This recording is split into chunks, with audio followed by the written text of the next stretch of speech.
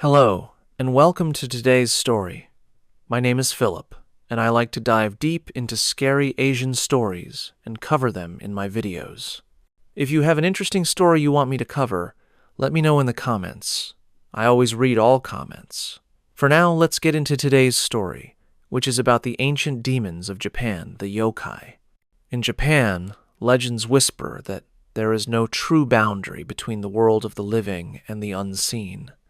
Mountains, rivers, and forgotten shrines are said to breathe with hidden life. Every shadow could hold a spirit. Every flicker of wind might carry the sigh of something that once was human, or something that never was. The yokai are not merely monsters. They are fragments of fear, emotion, and punishment creatures, born from loneliness, envy, and desire. Some haunt desolate villages. Others lurk in city alleys under the hum of fluorescent light. For centuries, their names have been carved into the collective memory of Japan. Tales of the beautiful and the grotesque, the tragic and the vengeful. Tonight, we'll walk through those stories together. Each step will take us deeper into the heart of Japanese folklore, a place where legends breathe and fear wears 1,000 faces. So dim the lights, listen closely, and don't look away. The yokai are waiting. Now let's talk about Oiwa-san, the cursed ghost from Yotsuya Kaidan, whose name still chills the streets of old Edo.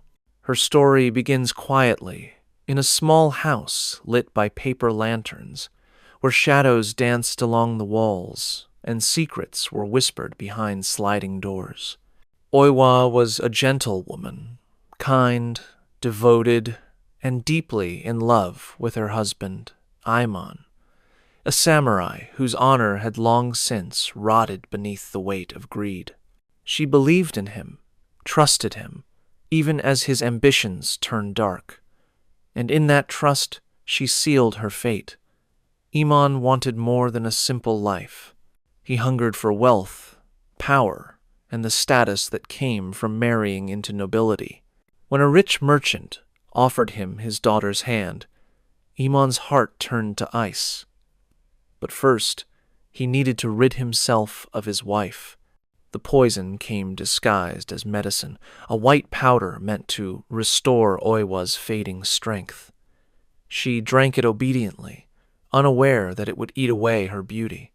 By the next morning, her skin blistered, her hair fell in clumps, and her once graceful face was twisted into a mask of agony. Her reflection in the mirror no longer belonged to her. When she discovered the betrayal that her husband had done this to her, Oiwa's sorrow became rage. Her sanity shattered. With trembling hands, she took a blade and ended her suffering, cursing Aimon with her final breath. But her death was not the end. The night after, Aimon heard a knock at his door. When he opened it, there she was, Oiwa, her hair long and matted, her face half decayed, her one eye hanging lifelessly from its socket. Her mouth was fixed in a twisted, eternal smile. He screamed and struck her with his sword, only to find he had killed someone else, his new bride. From that moment on, Oiwa haunted him relentlessly. Her voice followed him through every room, whispering his name in a tone that was neither loving nor cruel, only inevitable. He saw her reflection in lanterns, in mirrors, even in the rippling surface of his tea. Sometimes she appeared behind him, her presence filling the room with the smell of decay. Other times, her hand would brush his shoulder gently, as though reminding him that love, once betrayed, never truly dies. Aimon fled, but there was no escape.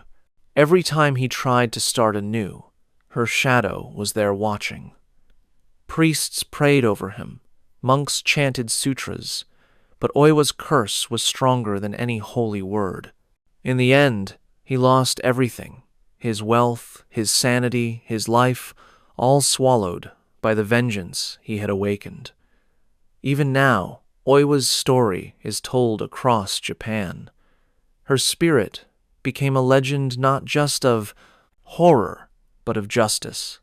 In kabuki theater, her tale is performed as Yotsuya Kaidan, a story so cursed that actors still visit her shrine before rehearsals to seek her forgiveness.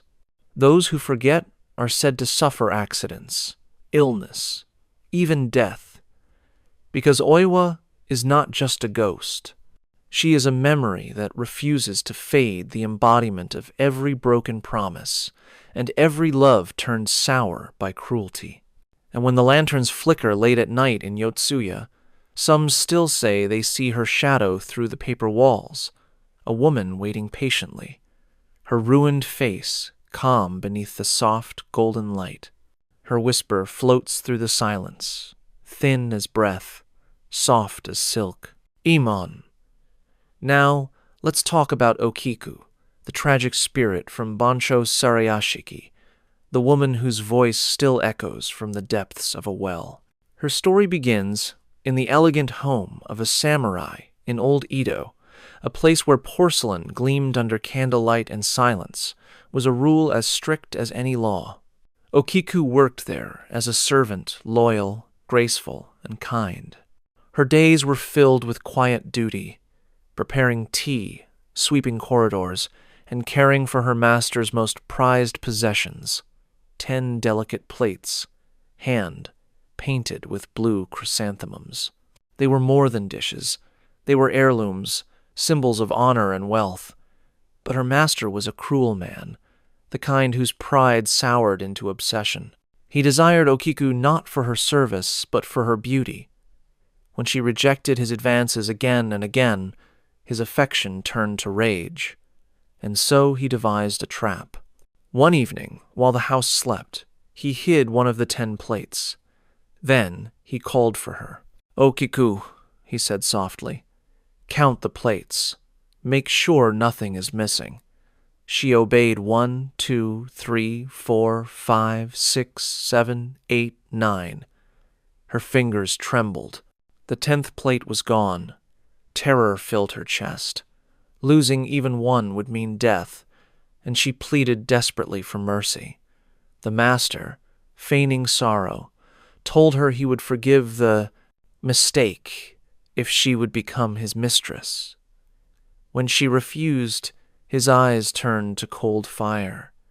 He dragged her into the courtyard, where the moonlight fell across the old stone well. Her screams echoed through the garden as he struck her down and threw her body into the darkness below.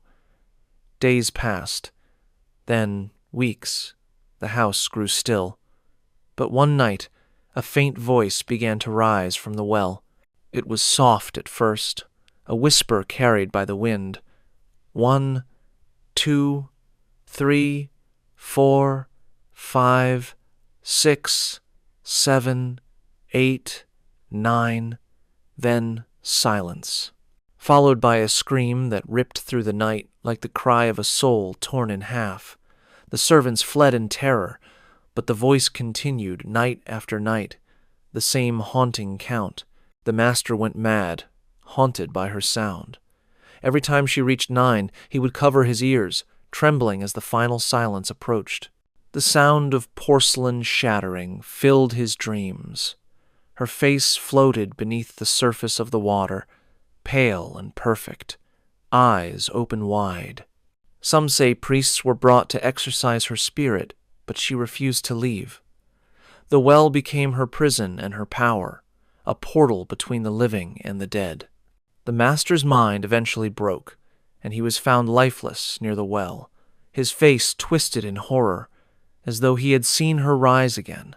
To this day, they say Okiku's spirit lingers.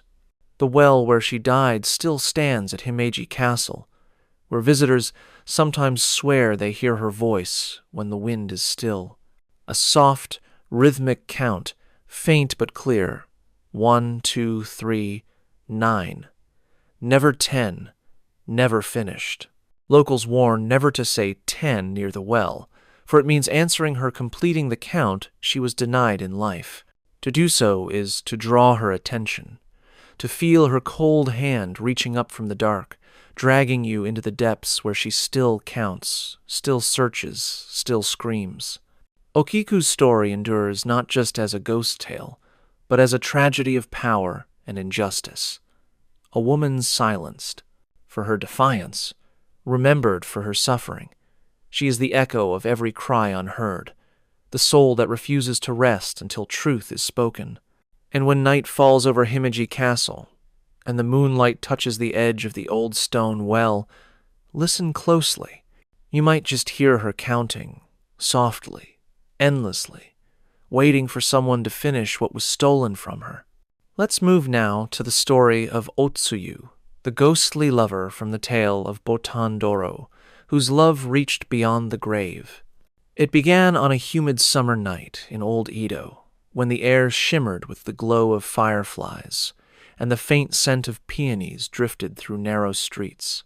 Shinzaburo, a young samurai fallen on quiet times, lived alone in a small house near the river. He was kind but melancholy, spending his nights gazing at the lanterns swaying outside, mourning the loneliness that had settled into his life like dust on old wood. One evening, during Oban, the festival, when spirits returned to visit the living Shinzaburo, heard the soft chime of footsteps outside his gate. He opened the door and saw a young woman standing in the moonlight, holding a lantern painted with pale pink peonies. Her name was Atsuyu. Her voice was gentle, her smile warm, and though her skin was pale as moonlit snow, she seemed very much alive. She told him she had admired him from afar, that she had longed to see him, to speak with him, to be near him just once. Enchanted, Shinzaburo invited her in. They spoke until dawn, their laughter soft against the night. When she finally left, she promised to return the next evening, and she did.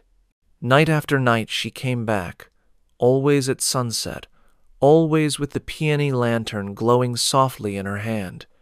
Her visits became his world. The neighbors whispered about the beautiful woman who came and went in silence, but Shinzaburo did not care. Her touch was cool, her scent faintly floral, her presence intoxicating. He was alive again. One curious neighbor, suspicious of the nightly visitor, decided to follow her. But when she turned down a narrow road, the man stopped in terror. Otsuyu walked straight into a cemetery, her lantern swaying gently among the gravestones before fading into the darkness. When Shinzaburo was told what the man had seen, he refused to believe it. That night, when Otsuyu came again, he lit a candle and dared to look closely at her face. What he saw froze his blood. Her beauty had melted away into decay. Her skin was gray and drawn tight over bone, her lips pale and cracked. Her hair hung lifeless, and her eyes, once full of love, were empty, black hollows reflecting the flicker of the lantern. He screamed. The light went out. The next moment, she was gone. Desperate for salvation, Shinzaburo ran to a nearby temple and begged a priest for protection. The priest performed rites and placed a sacred charm at his gate, warning him never to remove it. For several nights, Otsuyu returned, standing outside the barrier, her soft voice calling through the darkness. "Shinzaburo, please, why do you shut me out?" Her tone was sorrowful, not angry, filled with longing and heartbreak. But he obeyed the priest and did not answer. The nights grew colder. Her voice faded. Then one evening, silence. No knock. No light, only emptiness, and that emptiness broke him. Against all warnings, Shinzaburo tore away the charm and opened the gate. There she was, Otsuyu, smiling, her lantern glowing faintly with the light of another world. "I knew you still loved me," she whispered. "Now we'll never be apart." He took her hand. It was cold as stone. The next morning, the neighbors found Shinzaburo dead, his body entwined with the skeletal remains of a woman clutching a decayed peony lantern. Even now, the legend of Botandoro is told every Oban season, a story of love too strong to die, and of a spirit who returned not out of hatred, but devotion.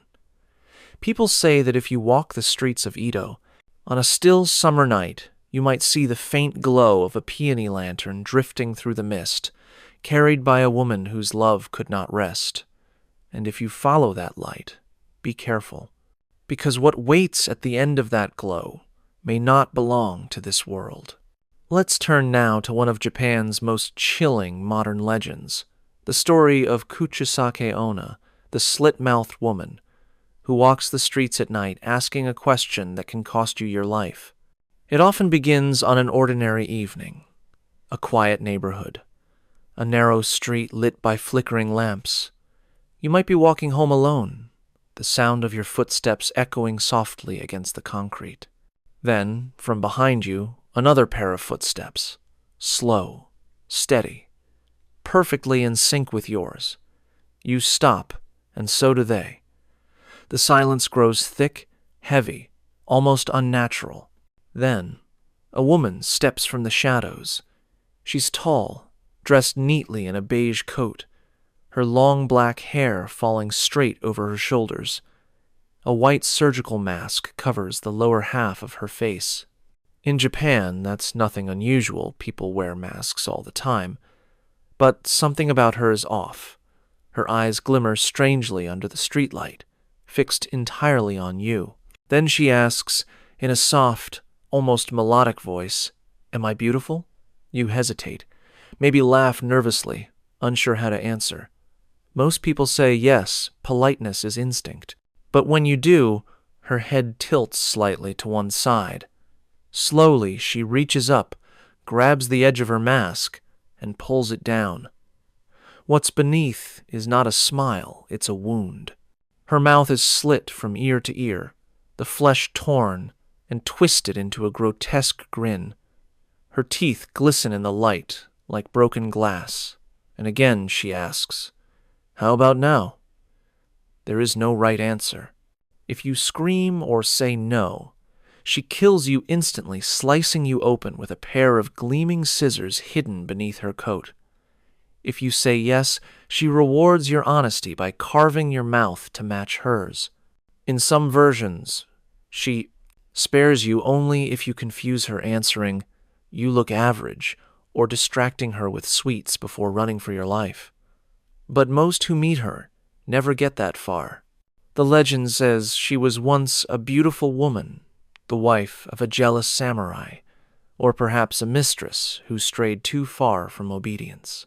When her lover discovered her betrayal, he slashed her mouth open and shouted, "Who will think you're beautiful now?" Consumed by pain and shame, she died and returned, unable to forget that question. Centuries later, her story resurfaced in the 1,970 seconds, spreading panic across Japan. Children claimed to see her near schools, asking that same question before vanishing into thin air. Teachers walked students home in groups, and police increased patrols. Rumors said she carried candy to lure her victims, or wore a red mask to hide her mutilation. Even adults avoided walking alone after dark. But Kuchisake Onna is more than an urban ghost. She's a reflection of fear itself, of vanity, of violence, of the way beauty can become both armor and curse. Her surgical mask, once a symbol of courtesy, became her disguise, her scissors, her justice. She is every whispered judgment, every cruel remark, every wound inflicted in the name of perfection turned into something that hunts in the night. They say she still walks quiet streets after sunset, her steps light, her presence cold. You might see her waiting at a crosswalk, or sitting silently at the far end of an empty train car. And if you feel someone watching, if you hear a soft voice behind you asking if she's beautiful, don't answer. Don't look back, because the moment you do, she'll already be standing too close. Her mask will slip, the light will catch the edge of her scissors, and in the stillness before the scream, you'll hear her whisper one last time, "How about now?" Now we step into the red lantern streets of old Edo, where beauty and tragedy once walked hand in hand, and where the yurei of Oiran Dochu still drifts beneath the faint glow of crimson light. In the pleasure quarters of Yoshiwara, there were women known as Oiran high-ranking courtesans, admired not only for their beauty, but for their wit, grace, and mastery of the arts. They were living works of art, dressed in layered silk, their hair adorned with gold pins that glittered like stars. Men from every corner of Edo would come to see them, samurai, poets, merchants, drawn by their charm and mystery. But behind the painted smiles lay cages disguised as dreams. One such courtesan was named Aizen, a woman whose beauty was said to rival the spring cherry blossoms. She was desired by all, owned by none, and envied even by the other women of the house. But her life was not her own. Every glance, every smile, every whispered word had been bought and sold. Her madam, a cruel and calculating woman, treated her not as human, but as property, a jewel to be displayed, a commodity to be consumed. Aizen dreamed of escape, of a life beyond the brothel walls, beyond the endless parade of faces that came to claim her. And one day, she found that dream in a man who promised freedom. A samurai, elegant and soft-spoken, swore to buy her contract and make her his wife. For the first time, she believed in something more than the night. But the promise was a lie. The samurai took her money, her trust, and vanished, leaving her shamed and broken. When she begged her madam for mercy, the woman laughed, saying her tears would bring in more customers. That night, Aizen's despair turned to resolve. She walked through the Hall of Mirrors, still wearing her ceremonial robes crimson and white, and climbed the wooden bridge that crossed the Yoshiwara Canal. There, beneath the reflection of the full moon, she stepped into the dark water, her silk sleeves billowing like ghosts. Her body was found at dawn, her face pale and serene, as though she had simply fallen asleep. But Aizen's spirit did not rest.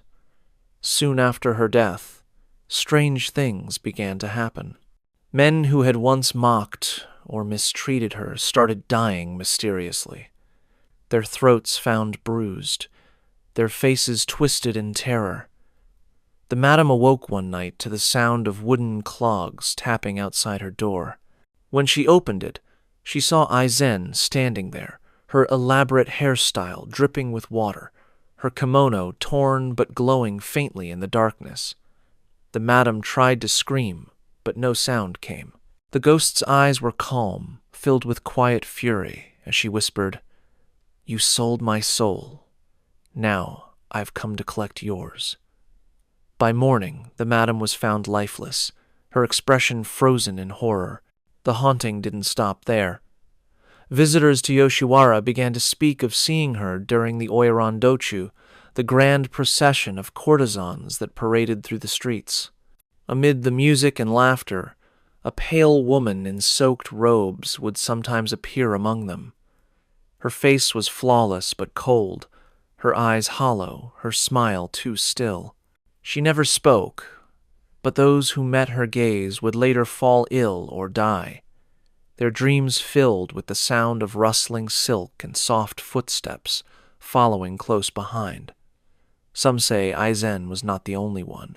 That every courtesan who died broken-hearted or betrayed became one of the yurei of Oiran Dochu women who return each year on the anniversary of their deaths, reenacting their processions through the streets of the living, searching for the ones who wronged them. Even now, when festivals are held to honor Edo's past, people claim to see a figure standing just beyond the lantern light, a woman in red and white silk, her hair wet, her eyes glinting with sorrow and rage. The yurei of Oiran Dochu remind Japan that even beauty can rot into bitterness, and that the walls of pleasure houses were built not just from wood and silk, but from broken promises and trapped souls. And when you hear the faint sound of gettaclogs tapping behind you in an empty street at night, it may not be the wind you're hearing. It might be the courtesan returning for one last walk. Our next story takes us deep into the forests of Edo, where mist gathers between the trees and the sound of water hides the whisper of silk threads. This is the tale of Jorōgumo, the spider woman, a creature of beauty and death who lures men into her web with a smile that feels like a promise. Long ago, in a small mountain village near Joran Falls, travelers often went missing. The locals spoke of a woman who lived near the edge of the forest, breathtakingly beautiful, her kimono the color of autumn leaves, her voice soft as falling rain. Men who met her would follow her anywhere, drawn by her grace, her gentle laughter, her eyes that seemed to hold secrets too deep to question. None of them ever returned. One samurai named Toyu, known for his curiosity and courage, decided to uncover the truth. He arrived in the village one dusk and was told of the mysterious lady by the falls. That night, as moonlight filtered through the trees, he saw her. She was sitting on a rock beside the rushing water, combing her long black hair, humming a slow, haunting melody. When she turned to him, her beauty nearly stole his breath. She spoke softly, inviting him to rest. He felt strangely heavy, his mind dulled by her presence. When she poured him tea, he didn't notice the faint shimmer of something thin and glistening trailing from her sleeve, a strand that gleamed like spider silk. His eyelids grew heavy, and just before sleep claimed him, he heard a faint skittering sound behind her smile. When Toyu awoke, the world was spinning. His body was wrapped in something sticky and cold. Above him, the beautiful woman was gone. In her place hung a monstrous spider, her body enormous, her many legs glistening with moisture, her eyes gleaming like black pearls. From her mouth dripped venom that hissed as it hit the ground.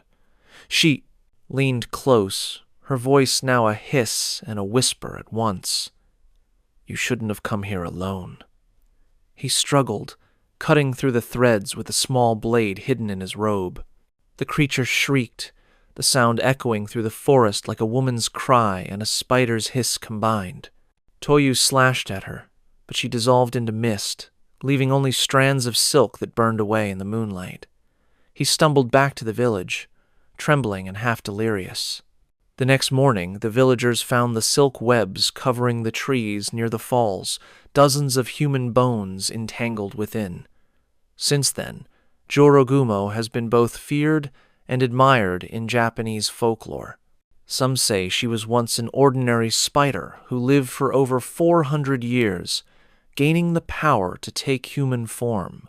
Others believe she is a spirit of vengeance, preying upon men who disrespect women, drawing them in with beauty, then devouring them with justice. In many stories, she plays her shamisen as she feeds, the haunting notes echoing from the trees like the final heartbeat of her victims. The waterfall at Joran remains a sacred place. Even today, signs warn visitors not to linger near its edge after dark. Locals say that on quiet nights you can hear faint strings plucked from deep within the forest, the sound of the spider-woman playing for those she's caught. Jorōgumo's legend endures because it reflects the danger of illusion, the way desire blinds judgment, how beauty can hide hunger beneath its surface. Her web is not made only of silk, but of temptation. So if you ever find yourself wandering through the forests of Japan at dusk, and you hear soft music drifting through the mist, do not follow it. Do not answer the voice that calls your name. Because by the time you see her, that perfect woman, by the waterfall, it will already be too late. The web will close, and you'll never see daylight again. Now we enter the twilight world of the kitsune, the fox, spirit of Japan, a creature of beauty, wisdom, and trickery, whose smile can be either a blessing or a curse. In Japanese folklore, the kitsune walks between worlds. To the human eye, she may appear as a graceful woman, her steps light as drifting leaves, her laughter soft as wind through bamboo. But beneath that human disguise lies something far older, the spirit of a fox that has lived for centuries, growing wiser, stronger, and far more dangerous than any mortal could imagine. They say that when a fox lives 100 years, it gains the power to shapeshift. By 200, it can appear as a woman of flawless beauty, often dressed in white silk. By 1,000, it becomes a celestial being, a kyubi no kitsune, a 9-tailed fox, capable of illusions so powerful they can bend reality itself. There was once a young scholar named Hiroshi who lived near Kyoto. One autumn evening, as he walked home through the fields, he saw a woman sitting beside a river, her white kimono glowing faintly under the moonlight. She was weeping softly. When he approached, she smiled shyly, thanking him for his kindness. Her voice was music, her eyes warm and gentle. He offered to escort her home, and she accepted. Days turned into weeks, and soon the woman visited him every night. She never said where she came from, only that she loved the quiet of his garden and the sound of his voice when he read poetry. Hiroshi fell deeply in love. But strange things began to happen. Chickens vanished from the neighbors' yards. The scent of smoke and fur lingered on the wind. At night, he sometimes awoke to find her sitting by the window, staring at the moon, her shadow stretching unnaturally long, her reflection in the glass showing not a woman, but the outline of a fox with gleaming eyes. One night, he followed her secretly as she left his house. Through the mist, he saw her form ripple her white kimono fading, her hair flowing back into fur. 9 golden tails spread behind her, like rays of fire. For a moment, she turned, and their eyes met. There was no malice in her gaze, only sorrow. Then she vanished into the forest. When he returned home, the house was filled with the faint scent of wildflowers. On the table lay a single white fox hair and a note written in her delicate hand. Love between worlds cannot last, but remember every whisper of the wind, every flicker of the lantern. I will be there. The kitsune is not always kind. In some stories, they deceive men for sport, leading travelers astray or draining life from those who break promises. Yet in others, they fall in love sincerely, protecting those who treat them with respect. The duality is their nature divine and demonic, gentle and cruel, always unpredictable. Villagers once placed offerings of tofu, rice, and sake at small shrines called Inari Jinja, dedicated to the fox deity Inari, hoping to earn their favor. Farmers prayed for good harvests, merchants prayed for fortune, and even today stone fox statues guard the entrances of these shrines, silent, watchful, and strangely alive when the mist rolls in. It is said that if you meet a stranger on a lonely road at night, and her beauty feels otherworldly, you should glance at her feet. For a fox spirit, no matter how skilled, cannot always hide its tail. The kitsune is a reminder that every gift carries risk, and every illusion hides truth.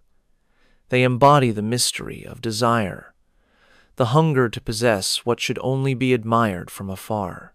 And so, if you ever feel the brush of a tail against your leg in the dark, or hear laughter behind you when no one is there, don't look back. Because somewhere just beyond the edge of the lantern light, a fox is smiling, deciding whether to bless you or to burn your soul with her love. Now we come to one of Japan's most mischievous spirits, the tanuki, the raccoon dog, a creature of laughter, chaos, and endless disguise. While many yokai haunt the night with sorrow or vengeance, the tanuki prefers mischief, the kind that leaves you bewildered rather than afraid. Yet beneath its humor lies an ancient power that should never be underestimated. In the forests and mountains of Japan, tanuki wander freely, their bellies round and their eyes bright with cunning. By day, they look like ordinary raccoon dogs, harmless and lazy, basking in the sun or rummaging through offerings at shrines. But when night falls, they rise on two legs, donning leaves upon their heads to transform into whatever form their trick requires: a monk, a merchant, a geisha, even a teapot or a statue. To the tanuki, the world is a stage, and every human a fool waiting for their next prank. There's an old tale from Shikoku about a traveling monk who stopped at a small tea house on a misty evening. The owner was kind and cheerful, serving warm sake and rice cakes by the fire. As the monk ate, he noticed a curious rhythm outside the faint thump, thump, thump of someone drumming in the distance. When he asked, the owner smiled. "Ah, that's just the tanuki in the hills," she said. "They drum on their bellies to welcome the night." The sound grew louder, filling the air with a strange, playful beat. The monk laughed, but when he looked away for a moment and turned back, the tea house was gone. He found himself sitting alone in the forest clearing, his cup filled not with sake, but with muddy rainwater. And somewhere in the darkness, the thumping continued faster now, mocking, joyful. In another story, a greedy merchant once bragged that no spirit could trick him. One evening, a beautiful woman appeared at his door, claiming to sell enchanted gold coins that would double in value by dawn. Blinded by greed, the merchant paid her handsomely and went to sleep smiling. The next morning, he woke to find his house filled with dried leaves. When he ran outside in rage, the woman's laughter echoed through the trees, and he saw a tanuki dancing in the distance, slapping its belly in celebration before vanishing in a puff of smoke. Tanuki are not cruel by nature. Their tricks often expose arrogance, greed, or vanity. They remind humans not to take themselves too seriously, that laughter, even when humiliating, has its own wisdom. In villages, people sometimes leave bowls of sake or rice at the forest's edge to appease them, hoping the spirits will bring good fortune instead of chaos. Shrines and statues of smiling tanuki still stand today across Japan, especially outside restaurants and inns. With their big bellies, straw hats, and bottles of sake, they symbolize prosperity, generosity, and the joy of living without worry. But every statue is also a quiet warning. For those who forget respect or lose their humility may find themselves tricked by something that looks suspiciously familiar. Perhaps a customer whose shadow doesn't match their step, or a tea kettle that seems to hum softly when no one's around. They say that when you hear rhythmic drumming echoing from the woods at night, it's the tanuki celebrating another successful prank. Their laughter blending with the wind, their tails swishing through the leaves. Unlike other yokai, the tanuki asks for no worship and delivers no punishment. Its power lies in play and the reminder that the world is illusion, and sometimes the wisest lesson is hidden behind a fool's grin. So the next time you see a smiling statue by the roadside, raise your cup to it, offer a sip of sake and a laugh, because you never know, the statue might laugh back. Next, let's speak of the naperabo, the faceless ghost, a being so ordinary at first glance that you'd never think twice about it, until the moment it turns, and you realize there's nothing there. It is said that the naperabo walks among us, indistinguishable from the living. It takes the form of a man, a woman, or even a loved one. It speaks, laughs, and moves just as a person would. Only when the time is right does it reveal its true form, a smooth, blank face, pale and skin-like, with no eyes, no mouth, no nose, just an endless silence staring back. There is one story told again and again about a young fisherman near Edo. One humid summer night, after selling his catch, he decided to take the long road home through the woods. The moon hung low, and the forest hummed with the sounds of cicadas. As he walked along the riverbank, he saw a woman standing alone, her back turned to him, shoulders trembling as if she were crying. Concerned, he approached gently and asked, "Are you all right?" The woman did not reply. She only sobbed harder. When he stepped closer, placing a hand on her shoulder, she slowly turned around, and where her face should have been, there was nothing. Just smooth, pale skin, gleaming faintly under the moon. The fisherman stumbled backward, shouting in horror as the faceless figure tilted its head toward him, as if listening to his fear. He ran all the way home, his heart pounding, his mind refusing to believe what he'd seen. When he burst into his house, he told his wife everything: the crying woman, the missing face, the terror that clung to him. His wife listened silently. Then, softly, she said, "Like this?" She turned to him, and her face was gone too. He was found the next morning, collapsed by the riverbank, eyes wide open, lips frozen in a silent scream. The Nopperabo is not violent by nature. It does not harm its victims. Its power lies in fear, in showing us the hollowness beneath the familiar. It appears in places of solitude, lonely roads, riverbanks, temple courtyards. Sometimes it takes the form of a friend or family member, tricking travelers into comfort before revealing the smooth, empty void where a face should be. Some priests believe these ghosts are spirits of the forgotten souls, stripped of identity, wandering endlessly between worlds.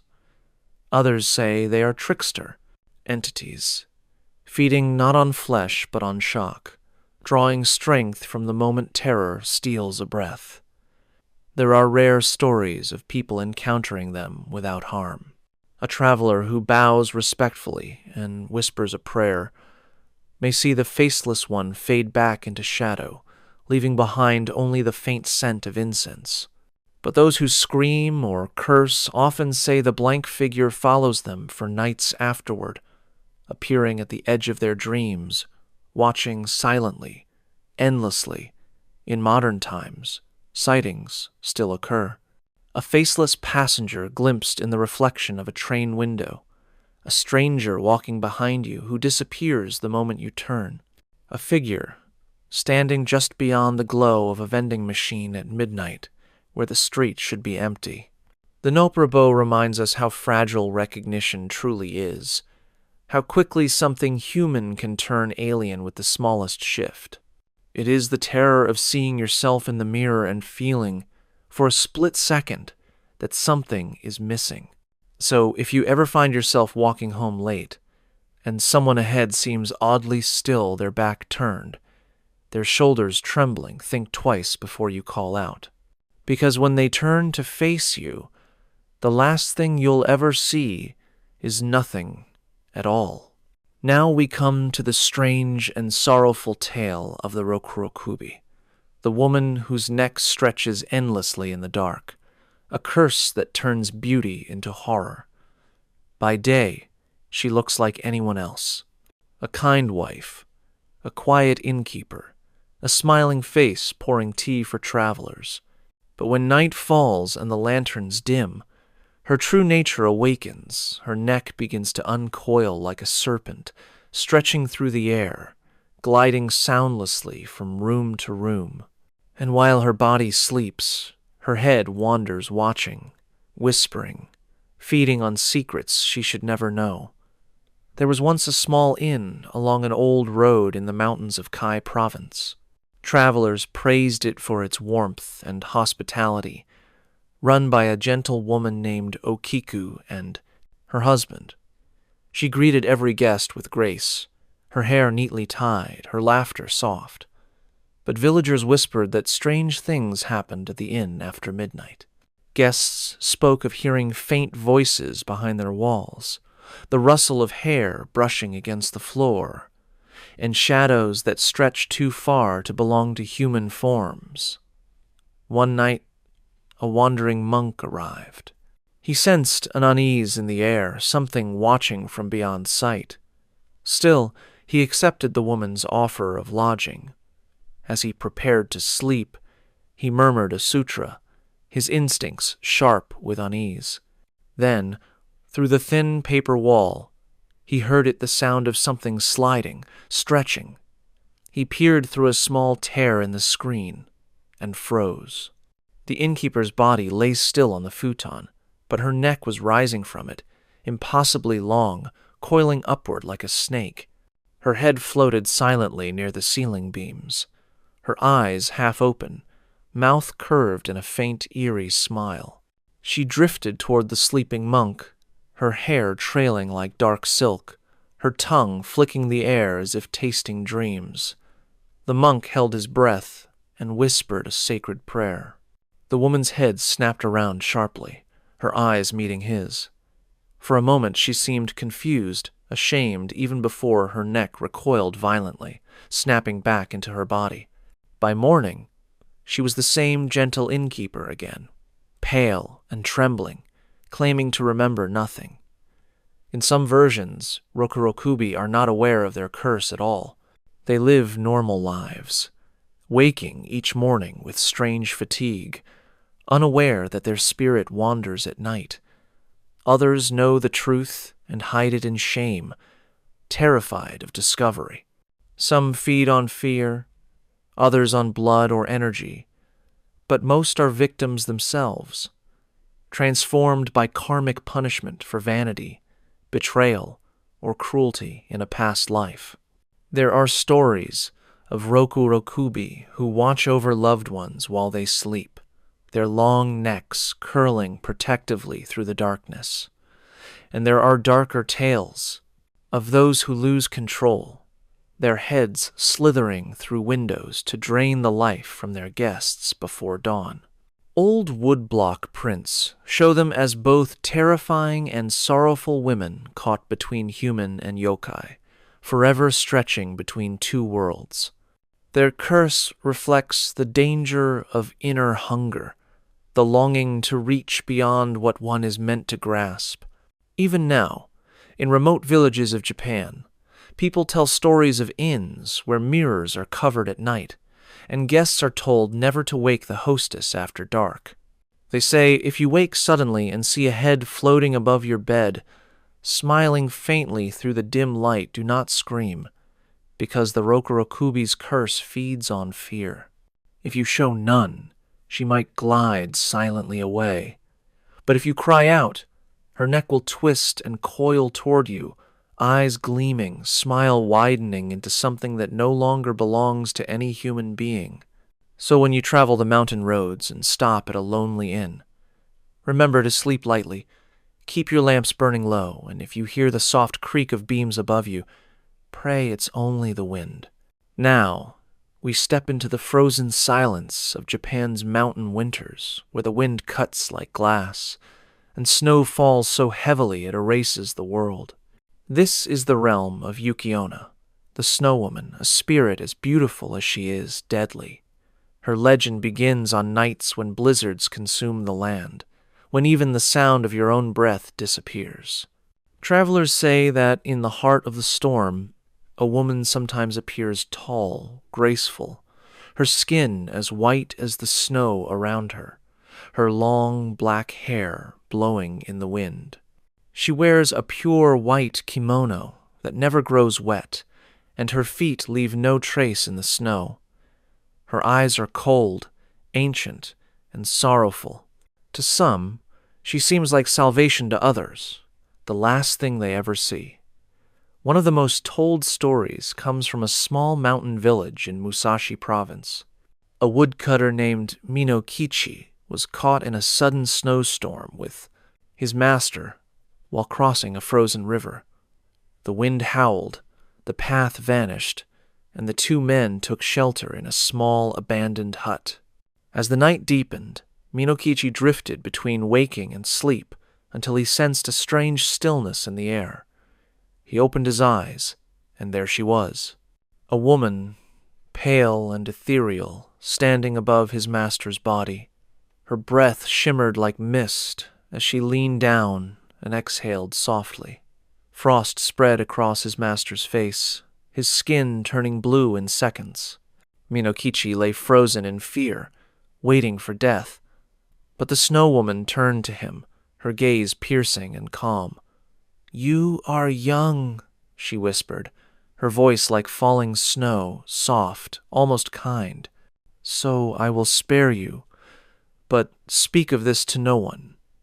If you ever tell, I will find you." And then she was gone, melting into the storm.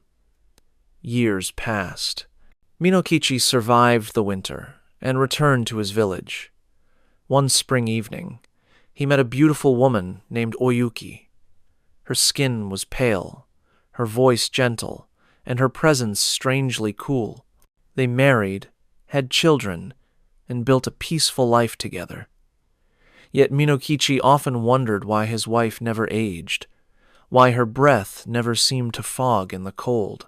One night, as snow fell softly outside, he looked at her across the lantern light and told her the story he had kept secret all those years about the ghostly woman who had spared his life. When he finished, Oyuki's expression did not change. She only smiled faintly, her eyes filled with sadness.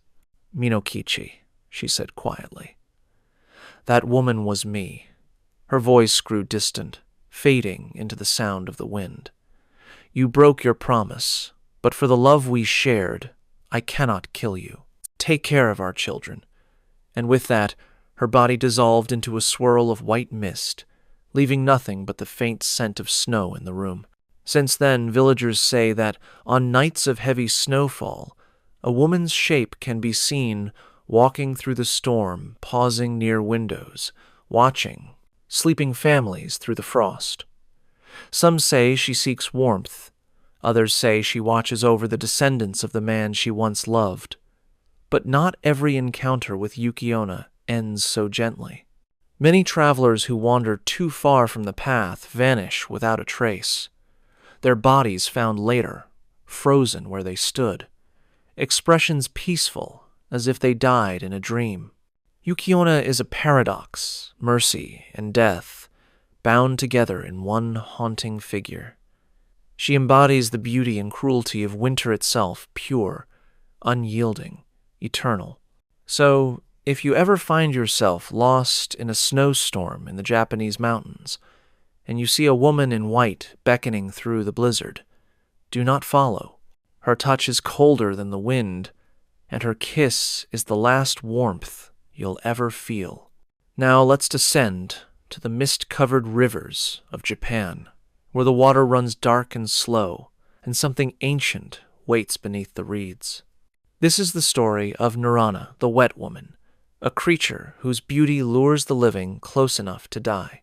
On quiet days, she can be seen kneeling by the riverbank, her long hair glistening as she combs it with delicate fingers. At first glance, she seems human, a woman in a wet kimono, her skin pale, her movements graceful. But those who look closer never live to tell what they've seen, for her lower body is not human at all, but the scaled, coiled form of a giant serpent, her tail sliding silently through the shallows. Her eyes are golden, cold, and unblinking. Her hair drips endlessly. Even when no rain falls, the river itself seems to cling to her. There are many versions of her story, each whispered with fear. One speaks of a fisherman who found her on a foggy morning near the Yoshino River. He thought she was a drowning woman in need of help. When he rushed to her side, she turned and smiled, her face calm, her lips tinged with blue. "Thank you," she whispered, handing him a bundle wrapped in cloth. It was heavy, wet, and strangely warm. When he unwrapped it, expecting a child or treasure, he found only a bloated, lifeless head staring back at him. Before he could scream, her body rose to full height, the serpent's coils unfurling from the water, her fangs bared. His body was never found, only his empty boat drifting downstream. In another tale, a traveler took refuge by a riverbank during a storm. He saw a woman washing her long hair, the strands glimmering like black silk under flashes of lightning. When he called out to offer help, she turned her face half woman, half serpent, and her voice cut through the rain. "Leave me," she hissed, "or I will add your name to the current." Terrified, he fled into the forest, hearing her laughter slither after him, echoing through the trees long after the rain had stopped. Some stories describe Nirana as a predator. She hunts humans, draining their blood or drowning them beneath the water's surface. Others say she protects her river fiercely, killing only those who disturb its peace or harm its creatures.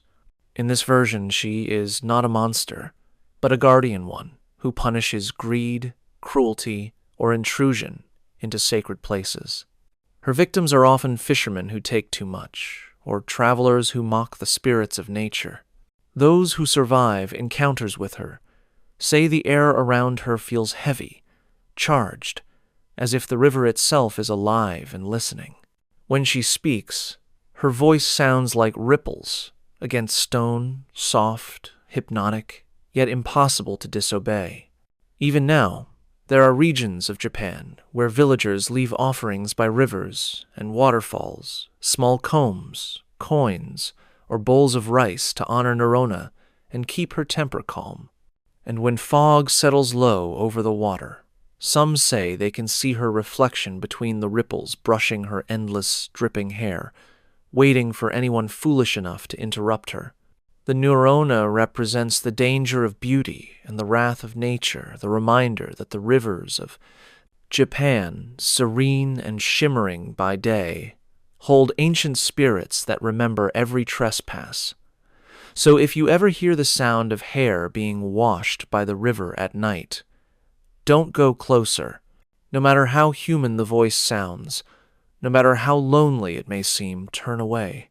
Because once she looks at you, once those golden eyes meet yours, the river will claim you, body and soul, and your name will be whispered among the reeds forever. Now, let's journey to the wild mountains of Kyoto to Mountie, where thunder rolled and the air once reeked of sake and blood. This is the tale of Shutendoji, the drunken ogre, the most feared demon of Japan's Heian era. Long ago, Kyoto lived in terror. Noble daughters vanished in the night, their silk slippers left behind at the gates of the capital. Travelers disappeared near the mountain passes, and hunters found only scraps of clothing and bones gnawed clean. The people whispered that an oni, a demon with a thirst for human flesh, had built a fortress deep within Mount A, ruling over an army of monsters. His name was Shutendoji, and his laughter was said to echo across the valleys like thunder from hell itself. Before he became a demon, he was said to have been a man, a monk, or warrior. Accounts differ known for his strength and indulgence.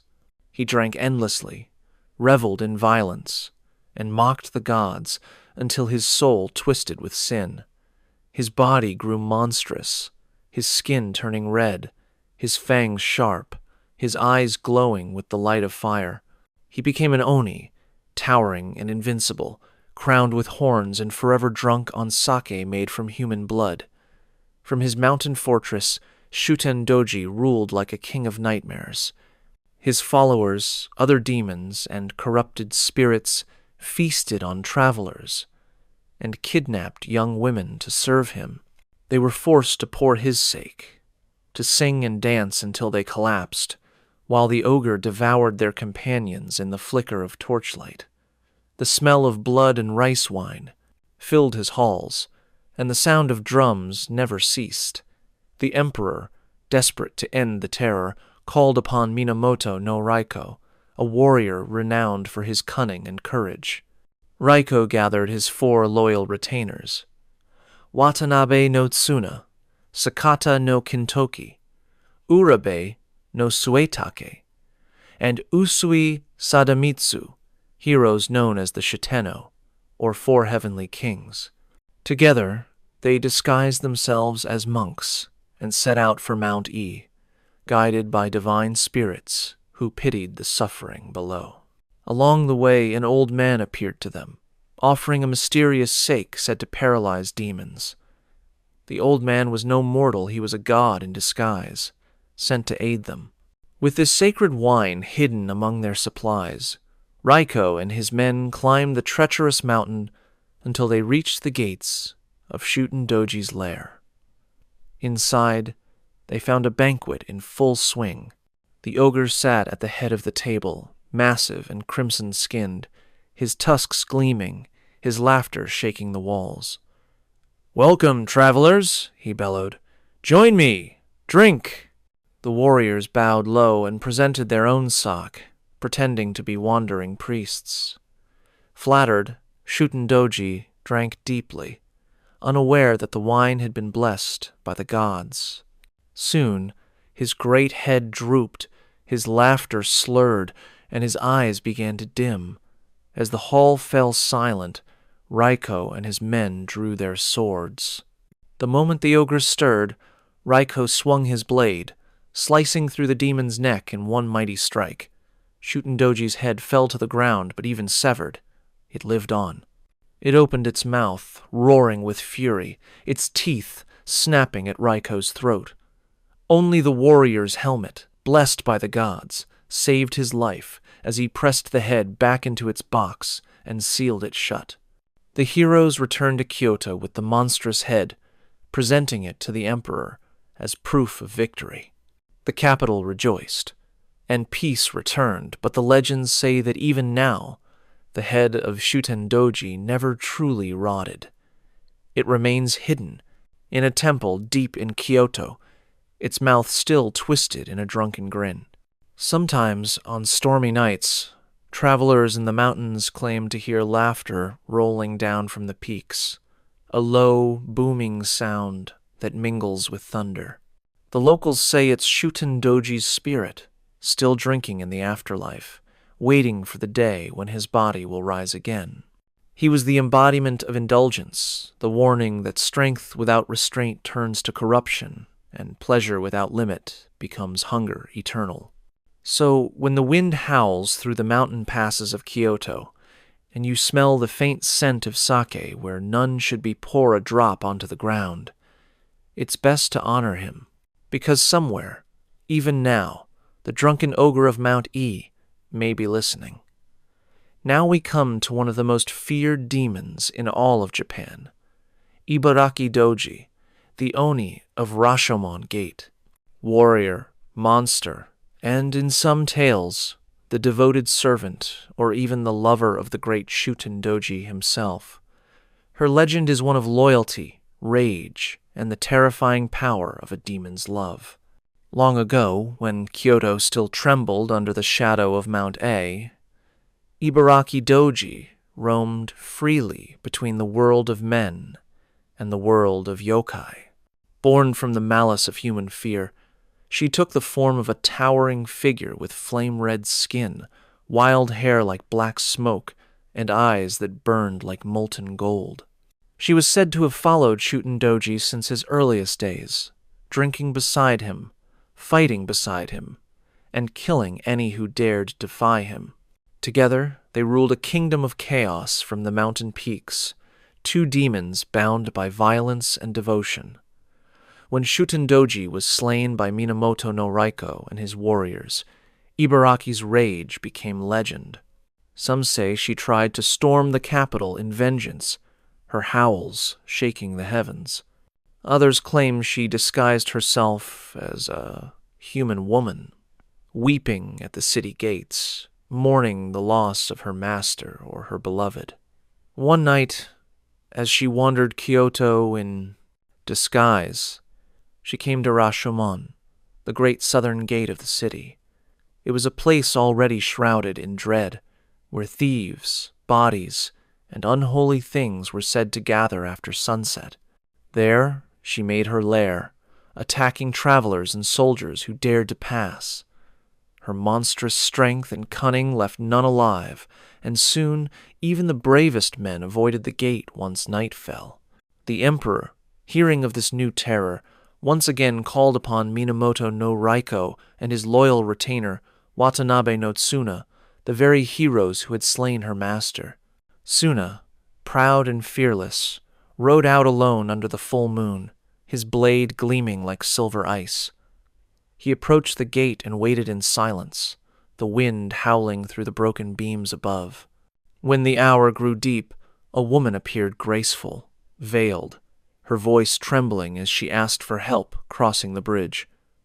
Tsuna, ever the gentleman, dismounted to assist her. But as his hand reached out, the woman's sleeve fell back, revealing a clawed hand, red as flame. Her eyes glowed, her mouth split into a grin of fangs. "You are the one who killed him," she hissed. "You slew my lord, my Shuten Doji." In an instant, her body erupted into its true form, an enormous demon, her black hair whipping like a storm, her teeth gleaming like blades. She struck, but Tsuna was faster. He drew his sword, Higakiri, and swung with all his strength, severing her arm at the shoulder. The arm fell to the bridge with a thunderous crash, its claws still twitching as blood like molten iron spilled across the stones. With a scream that shook the air, Ibaraki vanished into the night, her cry echoing all the way to Mount A. Tsuna returned to his home, locking the severed arm in an iron chest under holy seals. But the Oni was not defeated. Days later, she returned, disguised once more this time as Tsuna's own aunt. With gentle words and familiar gestures, she tricked him into lowering his guard. When he opened the chest to show her the arm, she let out a terrible laugh. "You cannot keep what belongs to me." In a blur of movement, the false aunt transformed back into the red-skinned demon, snatched the arm from its prison, and leapt through the roof into the storm. Lightning flashed, revealing her silhouette against the sky. Hair flying, arm reclaimed, vengeance complete. After that night, Ibaraki Doji was never seen in Kyoto again. Some say she returned to Mount A to guard the spirit of Shuten Doji, waiting for his resurrection. Others believe she still roams the border between worlds, appearing only when the bonds of loyalty are broken, or when love turns to wrath. Even now, the name Ibaraki Doji is spoken with a mix of fear and respect. She is the embodiment of undying loyalty, a spirit that cannot be bound by death, a warrior whose rage still shakes the gates of Kyoto.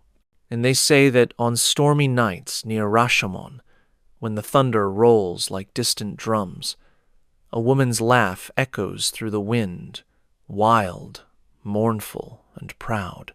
The sound of a demon who loved too deeply and will never stop guarding the ghost of her fallen lord. Now we turn to one of the most haunting figures in all of Japanese folklore, the Hanya, the demon of jealousy, of love twisted into madness, of beauty transformed by unbearable pain. Her face is immortalized in no theater, pale and contorted, with horns curling from her forehead and eyes that weep even as they burn. But behind that mask lies a tragedy that was once human. The legend says that a Hanya begins as a woman pure, devoted, and deeply in love.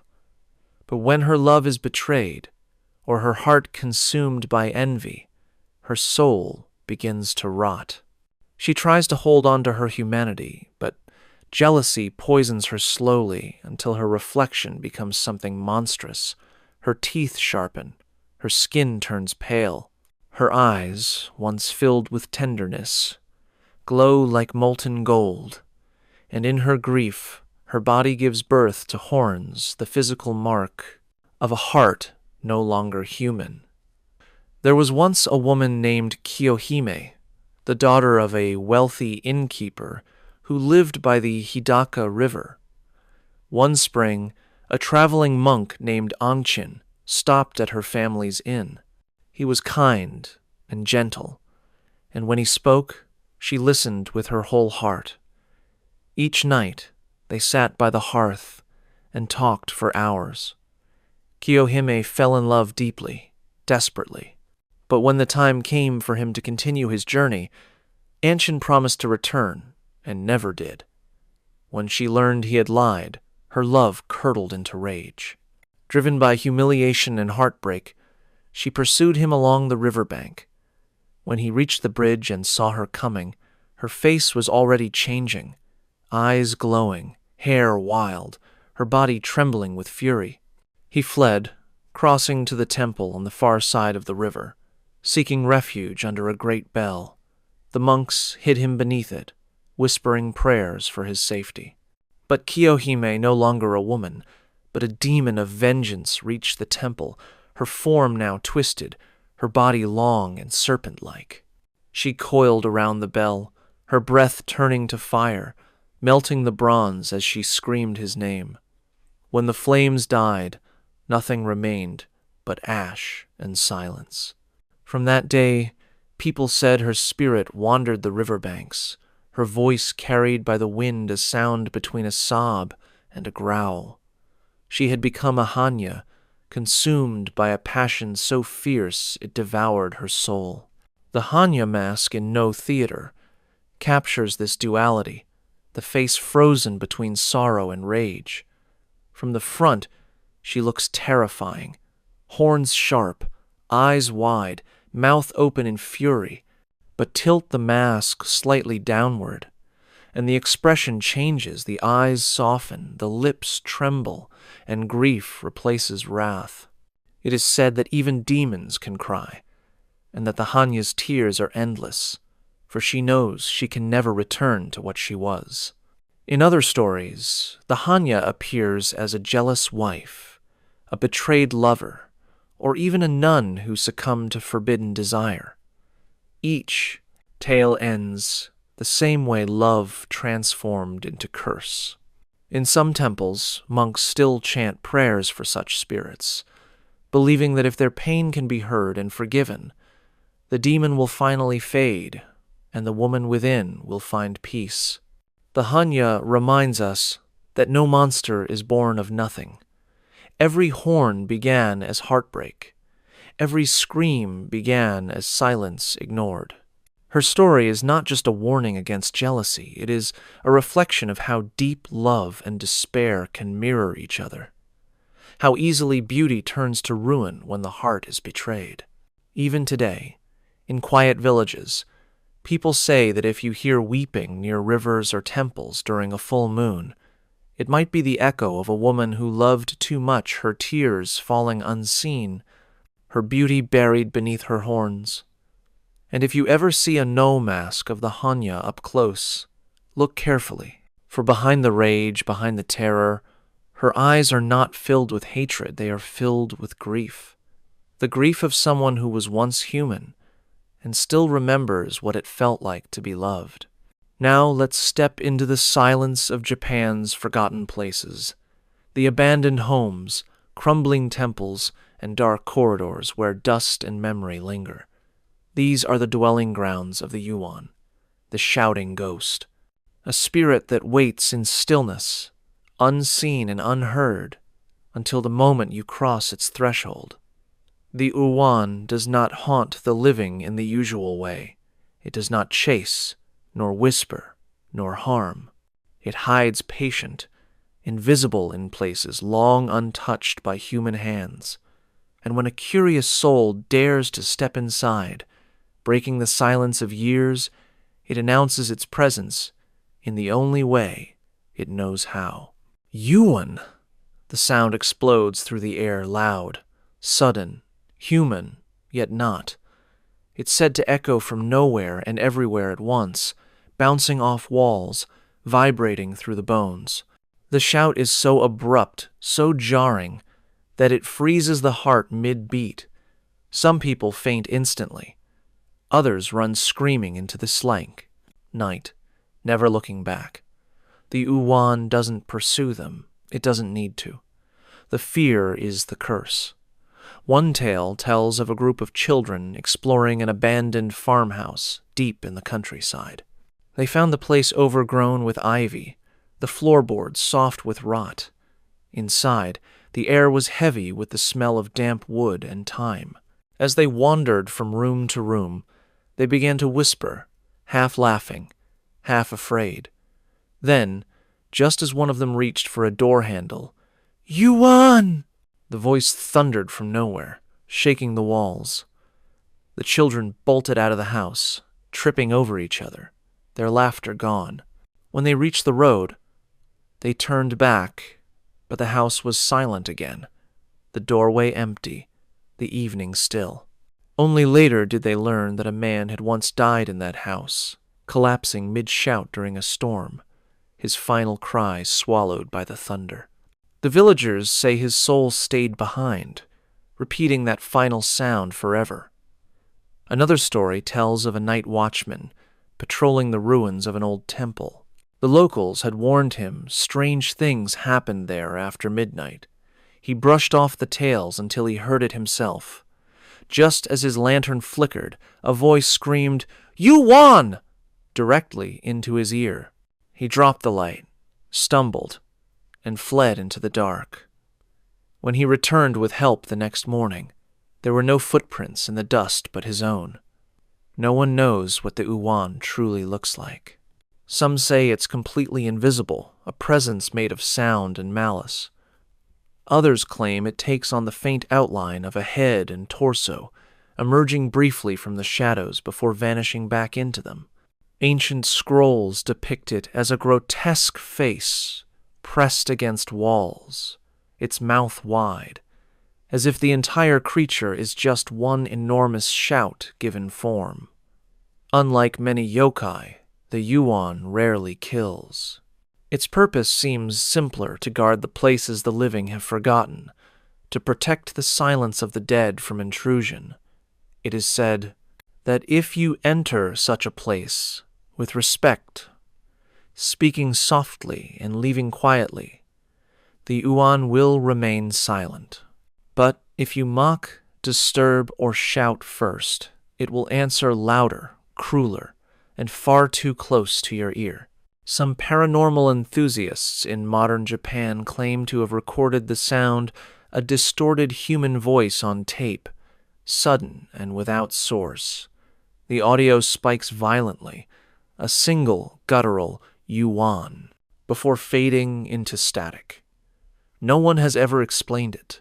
So if you ever find yourself exploring an old abandoned building where your footsteps echo too loudly, where the air feels heavier than it should remember this, speak softly and never call out to see who's there, because something might just answer, not in words, but in a single terrible cry. "Yuan!" Now we turn from the ancient forests of Japan to something more modern, a legend born not from shrines or scrolls, but from the glow of screens and the echo of online fear.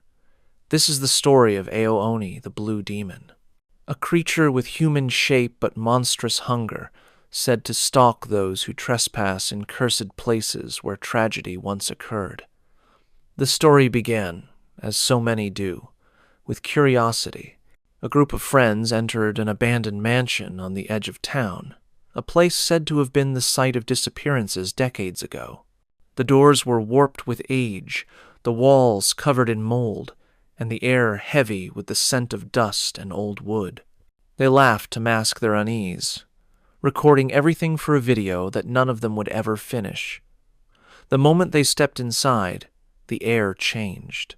Their voices echoed strangely, as though the house were hollow beneath their feet. They split up to explore, joking about ghosts and monsters. Then came the sound, faint footsteps from somewhere upstairs, heavy and uneven. One of them called out, expecting an echo, but the sound answered, growing closer. What they saw next defied explanation. From the corner of the hallway, a tall figure emerged, its skin a sickly, bruised shade of blue, its face smooth and distorted, as though molded from clay and stretched too far. Its eyes were huge and lifeless, its mouth gaping wide in a perpetual grimace. It moved silently at first, then with sudden speed, jerky, unnatural, like something imitating human movement, but not understanding how. The friends ran. Doors slammed. Windows refused to open. Hallways bent back into themselves. One by one, the group vanished, their screams cut off by the sound of heavy footsteps and wet breathing. By morning, the mansion was empty again, save for a camera found on the floor near the entrance, its footage ending abruptly as something blue rushed toward the lens. Since then, the story of Aoni has spread through modern Japan, transforming from a whispered ghost story into an urban myth, one that found new life in the digital age. Online videos, horror games, and message boards all tell the same tale: a blue-skinned demon that hunts anyone foolish enough to enter cursed places. Whether haunted houses, abandoned schools, or forgotten tunnels, the setting always changes, but the end is the same. Once you see Aoni, it's already too late. Some say the creature was born from human despair, the ghost of someone who died alone and twisted by grief, their body corrupted into something monstrous. Others think it is a spirit born from fear itself, drawn to the energy of those who trespass where they shouldn't. A few even whisper that Aoni doesn't live in any one building at all, but in stories, videos, and screens, that each time the tale is told, it grows stronger, watching from the dark reflection of your monitor. Those who claim to have encountered it describe a strange pattern: lights flickering blue before it appears, a sudden pressure in the air, and the faint sound of dragging footsteps behind them even in empty rooms. And if you run, it follows, always just behind you. But here's the most chilling part. Some who played the old online games or watched the found footage say that after turning off the computer, they still heard the sound: a soft creak of floorboards, a heavy step, a whisper of movement. Aoni is a modern ghost, but its roots are ancient, born from the same fears that haunted the villagers of old Japan: isolation, guilt, and the punishment for crossing forbidden thresholds. It's the reminder that curiosity, no matter how small, has a cost. So if you ever enter a place that feels wrong, where the air hums with silence, and your shadow seems to move just a moment too late, leave. Don't explore. Don't look back. Because in the dark, where the walls breathe and the light flickers blue, something might already be standing behind you. And if you hear the soft thud of footsteps closing in, pray you don't hear the last thing those who saw him did: the low, wet growl of a voice trying to form words it no longer remembers how to speak. Now we wade into the rivers and marshes of Japan, where the reeds sway in rhythm with the current and the water hides more than fish and stones. This is the domain of the Kappa, the river demon, both trickster and killer, both comical and cruel, a creature that embodies the spirit of water itself, playful one moment, deadly the next. The Kappa is small, about the size of a child, with green or bluish skin that glistens like a frog's. Its hands and feet are webbed, its mouth beak-like, and its back covered in a turtle's shell. But its most important feature, and its greatest weakness, is the small bowl-shaped depression on top of its head, filled with water. That water is the source of its power. Spill it, and the Kappa becomes weak, unable to move, sometimes even dying on the spot. For centuries, Villagers who lived near rivers and ponds warned their children never to play too close to the edge, because beneath the surface, the kappa watched curious, grinning, waiting. They were known to challenge travelers to sumo wrestling, trip horses at river crossings, or snatch swimmers by the ankles and drag them under. They delighted in chaos and laughter, but their games were never harmless.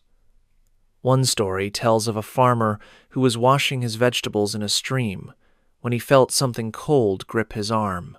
He turned to see a green, childlike creature staring back at him, its eyes wide with mischief. "Let's wrestle," it croaked. The farmer, terrified, bowed deeply, pretending to agree, and the kappa, bound by the old customs of politeness, bowed back. The water in its head spilled out, splashing onto the rocks. In that instant, its strength vanished, and it collapsed with a whimper. The farmer, clever and compassionate, refilled the creature's head bowl with water. The kappa, grateful, promised never to harm him or his family again.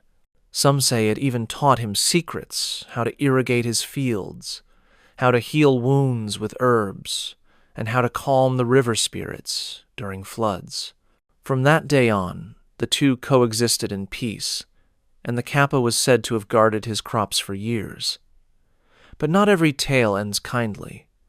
In older legends, kappa were far darker.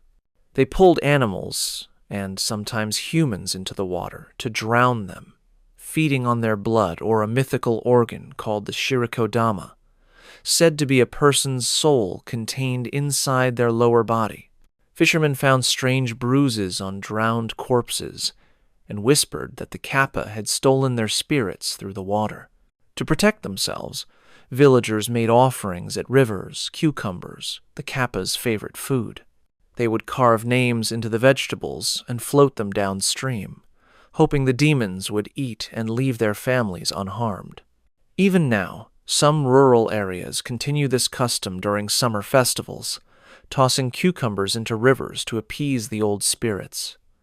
Despite their danger, the kappa are not pure evil. They are curious creatures, fascinated by human behavior, especially etiquette. In many stories, a simple bow or act of respect is enough to save your life. They admire manners above all things, perhaps because they long to be part of the human world but are forever bound to the water. In modern Japan, the kappa has evolved into something almost comical, appearing in cartoons, toys, and local mascots. Yet behind the smiling faces and bright colors, the old fear lingers. Farmers still speak of strange ripples appearing on windless nights, or of hearing laughter echoing from the riverbanks when no one is there. The kappa remains a symbol of contradiction, childish yet ancient, playful yet predatory. It teaches that nature is not cruel but indifferent, and that respect is the only thing that separates harmony from disaster. So if you ever walk near a river at dusk and feel the water ripple, though the air is still bow, offer a cucumber. Step back. Because if the surface suddenly breaks and something grins up at you with sharp, beak-like teeth, it's already too late. The kappa has noticed you, and once it does, it never forgets. Now we ascend into Japan's sacred mountains, where the mist clings to the cedar trees and the wind hums like a living thing. Here, far from the noise of the human world, dwell the Tengu, the mountain demons. Half bird, half man, fierce guardians of the wilderness, feared for their temper and revered for their wisdom. In the oldest stories, Tengu were pure monsters, red-faced, long-nosed, and winged, with eyes like burning coals. They wore the robes of monks but mocked religion, luring travelers into the woods and making them vanish forever. Yet over time, their image changed. They became protectors, spirits who punished arrogance, hypocrisy, and cruelty. To some, they were the wrath of the mountains themselves, spirits of fallen warriors who could not rest. They live where no human should tread high cliffs, deep ravines, and hidden shrines. When the high wind roars through the pines, and the sky turns gray, that is said to be the beating of their wings. Hunters and monks who have wandered too far into the wild claim to have seen them towering figures with human bodies, feathered arms, and sharp talons. Some wear the faces of hawks, others of red-skinned men with impossibly long noses. All carry fans made of feathers or leaves, said to create whirlwinds when waved. One legend tells of a proud samurai who climbed Mount Kurama to test his courage. He boasted that no man, spirit, or god could defeat him. The villagers warned him, "Do not anger the Tengu. They do not suffer pride." But the warrior laughed. He entered the forest alone, his armor clattering like thunder. Hours passed, and the forest grew silent. Then came the sound of flapping wings. Shadows passed overhead, and when the samurai looked up, he saw eyes glinting among the branches. A figure stepped from the fog, tall, red-faced, with a beak-like nose and black wings folded behind him. "You speak of strength," the Tengu said, his voice deep as the mountain. "Let us see if your spirit matches your tongue." The samurai drew his sword and lunged, but the wind itself turned against him. Each strike was deflected by invisible force, his own blade cutting only air. The Tengu laughed, not cruelly, but knowingly. Then he struck once with his fan. A gust, like a storm, sent the samurai tumbling down the slope. When he awoke, his sword was gone, and his armor lay scattered like leaves. He limped home, his pride broken, and from that day on, he spoke of the Tengu not as monsters, but as teachers. The Tengu are both destroyers and guardians. They test those who enter their domain, monks who have grown vain in their piety, warriors who mistake strength for virtue, or woodcutters who disrespect the sacred groves. To the humble they show mercy, to the arrogant they bring ruin. Some say they even train the worthy, teaching them swordsmanship, meditation, and the balance between power and restraint. At Mount Kurama, near Kyoto, people still honor them. Shrines dedicated to the Tengu stand among the trees, their long-nosed statues covered in moss. Offerings of sake, rice, and feathers are left at their feet to appease them. Pilgrims climb in silence, for it's said that loud voices invite their wrath. Even now, hikers tell of sudden gusts that knock them to the ground, or of laughter carried by the wind when no one is there. Others claim to have glimpsed tall, winged figures at the corners of their vision, watching, never attacking, merely judging. The Tengu represent the thin line between arrogance and enlightenment. They remind us that power without humility leads only to downfall, and that the mountains themselves are alive, listening to every step. So when you wander beneath towering trees and feel a sudden rush of wind swirl around you, bow your head and speak no boastful words. Because somewhere above, wings might be unfolding, and golden eyes might be watching, ready to decide whether you are worthy of mercy or in need of a lesson. Now let's step away from the haunted mountains and cursed forests, and into something far closer to home, the quiet, forgotten corners of old Japanese houses. This is where a smaller, stranger yokai lurks, one that thrives not on fear or blood, but on filth itself. Its name is Akaname, the filth licker. Unlike the grand demons of legend, the Akaname is not born from wrath or tragedy. It is born from neglect, from the grime that builds up when a house is left untended, from the stagnant water in a cracked bathtub, the mold creeping along the tiles, the dirt collecting beneath the floorboards. Where there is filth, the Akaname finds a home. Those who claim to have seen it describe a creature small and wiry, with greasy skin the color of rust, tangled hair that clings to its face, and eyes that glint like marbles in the dark. Its tongue long, thin, and wet is said to stretch almost the length of its body, and it uses that tongue for one purpose, to lick away filth.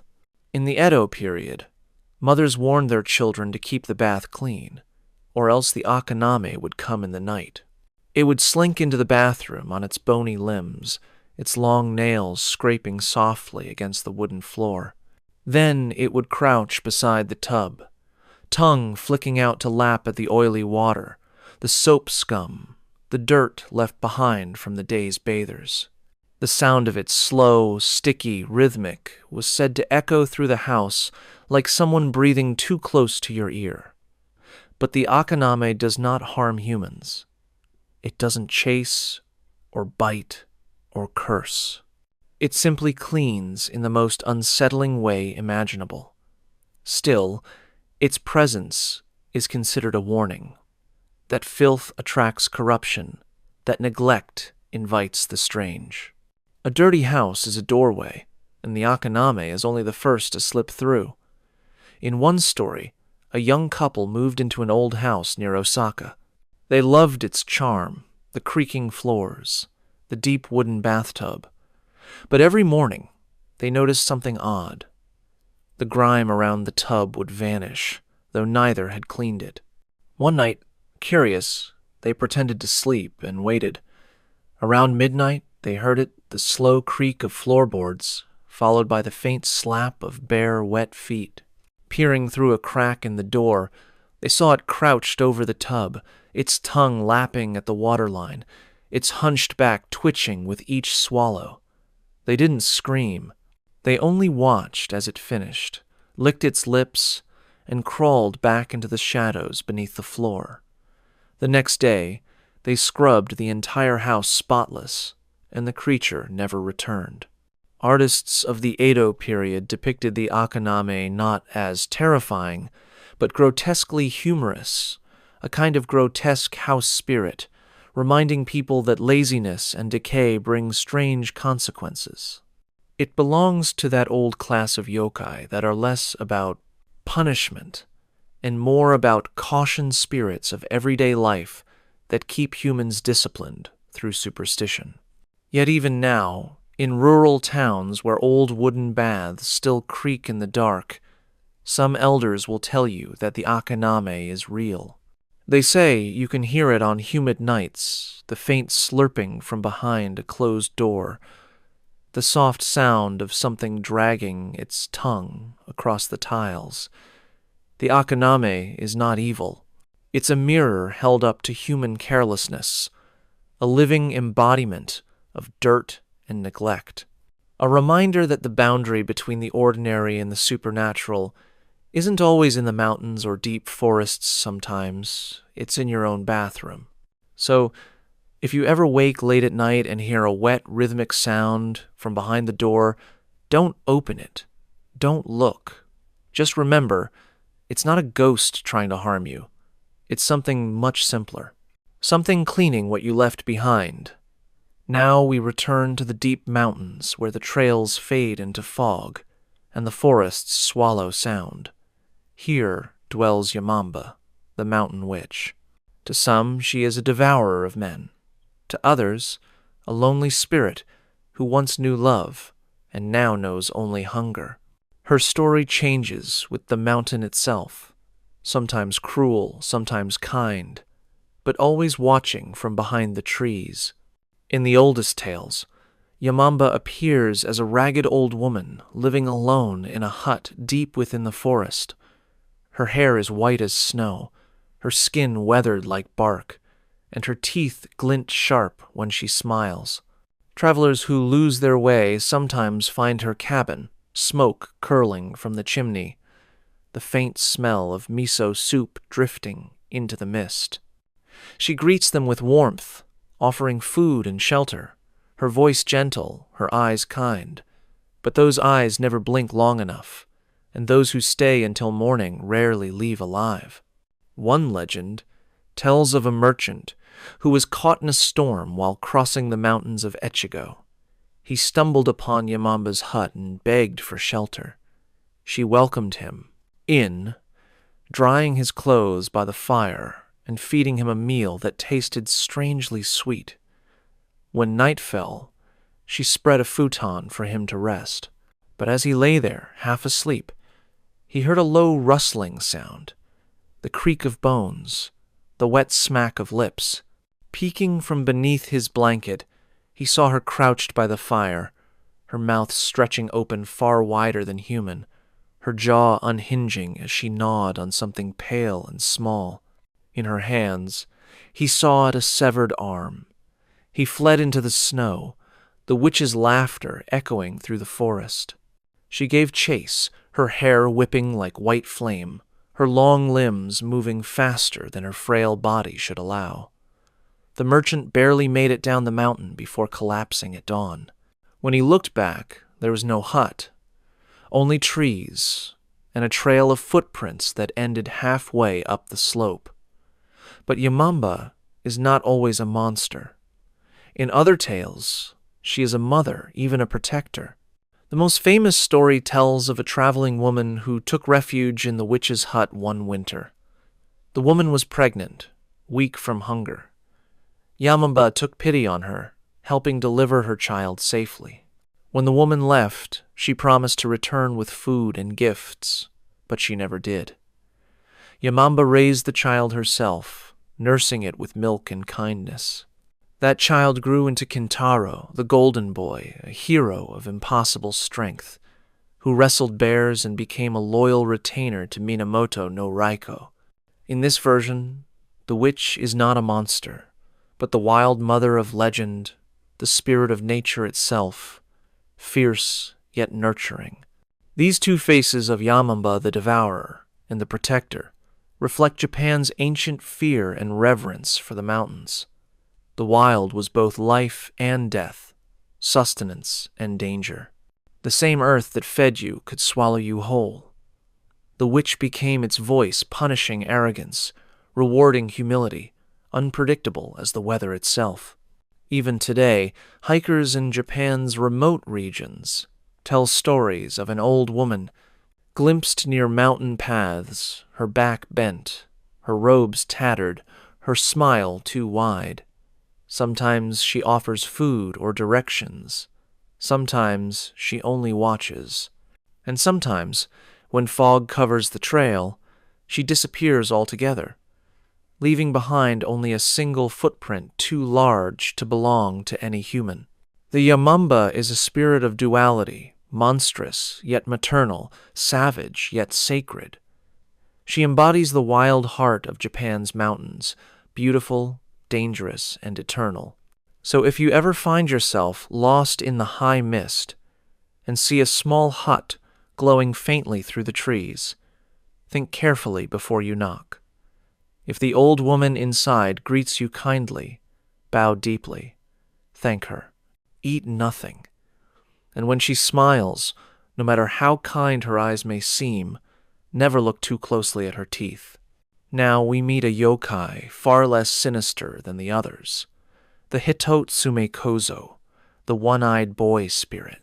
Mischievous rather than malevolent, this childlike creature wanders temple paths and village streets, not to harm, but to surprise a harmless ghost who startles the living for reasons known only to itself.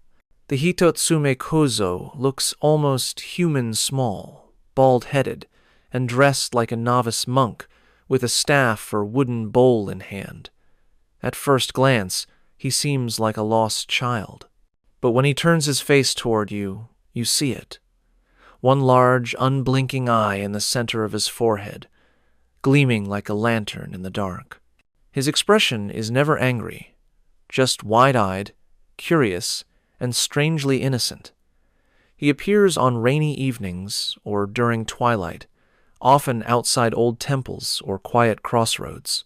Travelers might hear the sound of sandals slapping the wet stones, then see the silhouette of a child standing motionless beneath a lantern. As they approach, he raises his face, and the single eye stares back. The shock alone is usually enough to send even the bravest running. By the time they turn around, he's gone, leaving only the echo of laughter behind. One story tells of a Buddhist monk walking through a small mountain village at dusk. He saw a boy sweeping the temple steps, humming softly to himself. When the monk called out, the boy turned and his single eye caught the glow of the lantern, shining bright like the moon. The monk stumbled back in fright, dropping his prayer beads. The boy simply giggled and bowed. "Please, don't be afraid," he said. "I only wanted to help keep the temple clean." And then, as quietly as he had appeared, he vanished into the mist. In some regions, villagers say the Hitotsume Kozo appears as a messenger from the gods, a reminder to keep the temples clean and the heart pure. His sudden appearances are not curses but warnings, to live without greed, to avoid pride, to maintain respect for sacred places. Because those who neglect the temples or speak ill of the monks are said to see him most often. Other tales make him a trickster, one who loves harmless pranks. He blows out lanterns, startles travelers by jumping from behind shrines, or sneaks up on people during festivals just to watch them scream. Yet his laughter is never cruel, more like the laughter of a child playing a game. He vanishes the moment fear gives way to relief. Ancient scrolls and Edo period art depict him with a bald head, round face, and a single enormous eye, often holding a staff or wearing a monk's robes. Despite his eerie appearance, his presence was never feared like that of demons or vengeful ghosts. In fact, temples would sometimes display wooden effigies of him as a kind of charm to frighten away evil spirits and remind villagers of humility. In modern folklore, people say that if you meet a Hitotsume Kozo, you should bow politely and greet him as you would a child.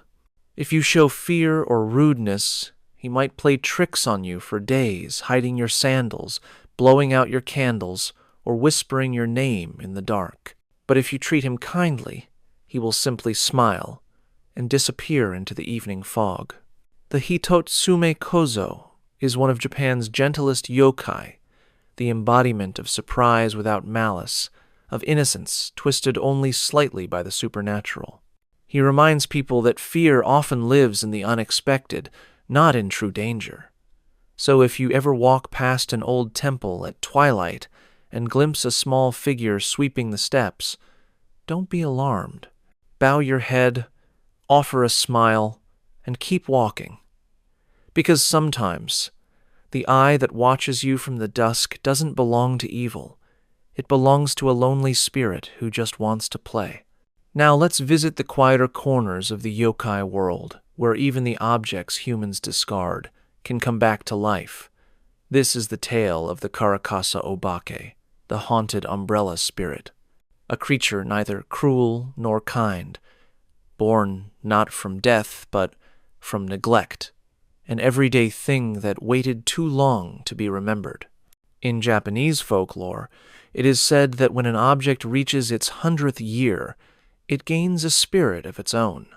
These spirits are called tsukumogami, household tools, furniture, or instruments that awaken after a lifetime of use. And among them, none is more beloved or more peculiar than the Karakasa Obake, the umbrella ghost. Picture it, an old oil paper umbrella long forgotten in a dusty storeroom. The fabric is torn, the handle splintered, its ribs bent from countless storms. Then, one rainy night, lightning flashes and the umbrella shudders. Its paper rustles. Its handle twists like a limb. From its center emerges a single round eye, bright and curious, and beneath it a long red tongue unfurls with a wet hiss. One of its spokes becomes a leg, complete with a single wooden sandal. The umbrella hops once, twice, and begins its second life as Karakasa Obake, the playful ghost of something once useful, now alive. Unlike most spirits, the Karakasa Obake means no harm. It wanders the streets during rainy nights, hopping on its single leg, spinning in circles, or sneaking up behind people to lick their necks with its long, cold tongue, not to wound, but to startle. It loves laughter, mischief, and attention. Some say it enjoys waiting by doorways, pretending to be an ordinary umbrella until someone reaches for it, only to open its single eye with a blink and croak. Hello? There's a story of an innkeeper who threw out all her old umbrellas during a renovation. That night, she heard tapping on the floorboards and the soft thwip of paper flapping. When she opened the door, she found her hallway filled with umbrellas standing upright, swaying as if breathing. At the center was one larger than the rest, hopping slowly toward her, its great eye gleaming. She fell to her knees, apologizing for her carelessness. The umbrellas stopped, nodded, and vanished, leaving behind only a faint smell of rain. The Karakasa Obake is not a vengeful ghost, but it carries a message. It exists to remind people that even the smallest things deserve respect, that carelessness and waste have consequences. In older times, Japanese people would hold ceremonies called harikuyo and ningyo-kuyo, offering prayers to thank broken tools or old dolls before disposing of them. To throw something away without gratitude was to risk awakening a Tsukumogami's spirit.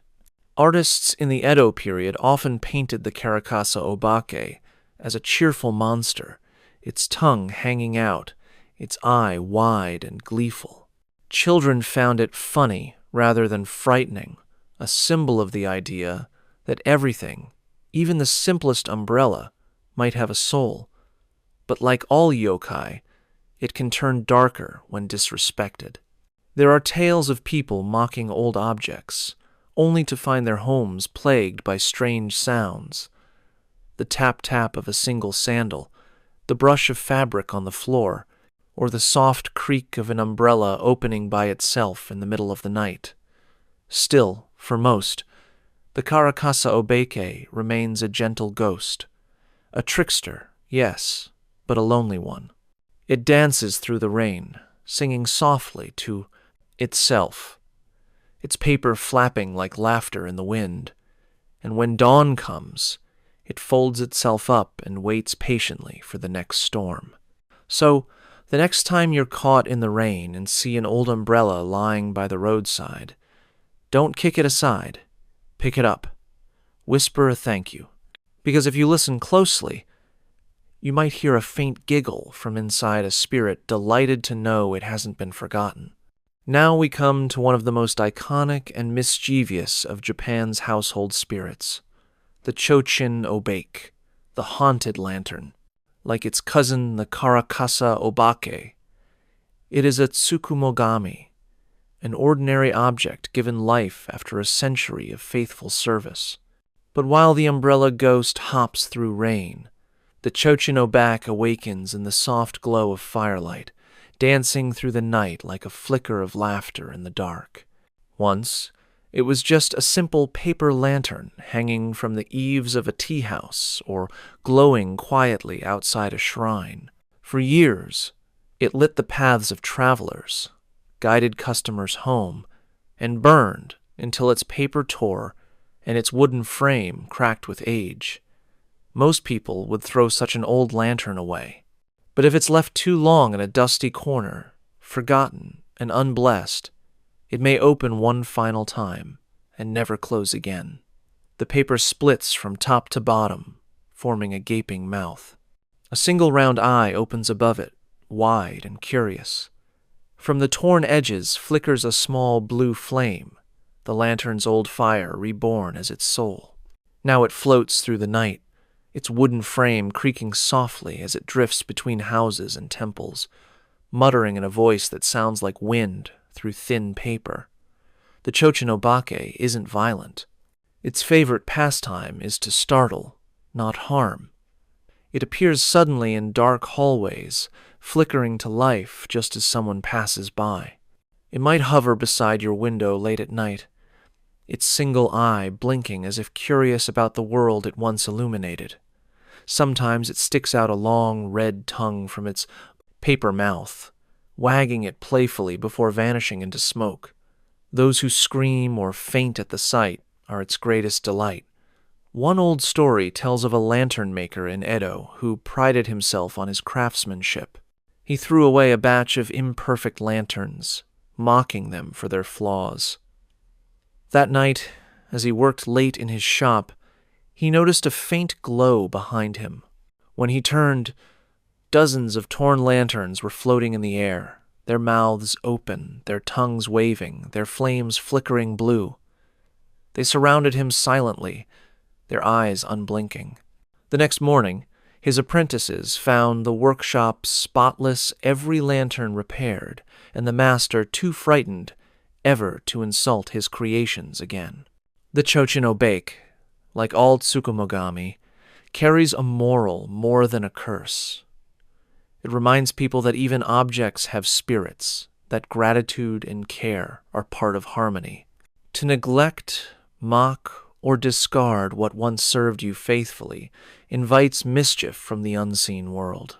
This belief grew from the Shinto idea that all things, living or not, possess kami, a divine spark that should be respected. In modern times, the Chochino Bake has become a beloved figure in art and festivals.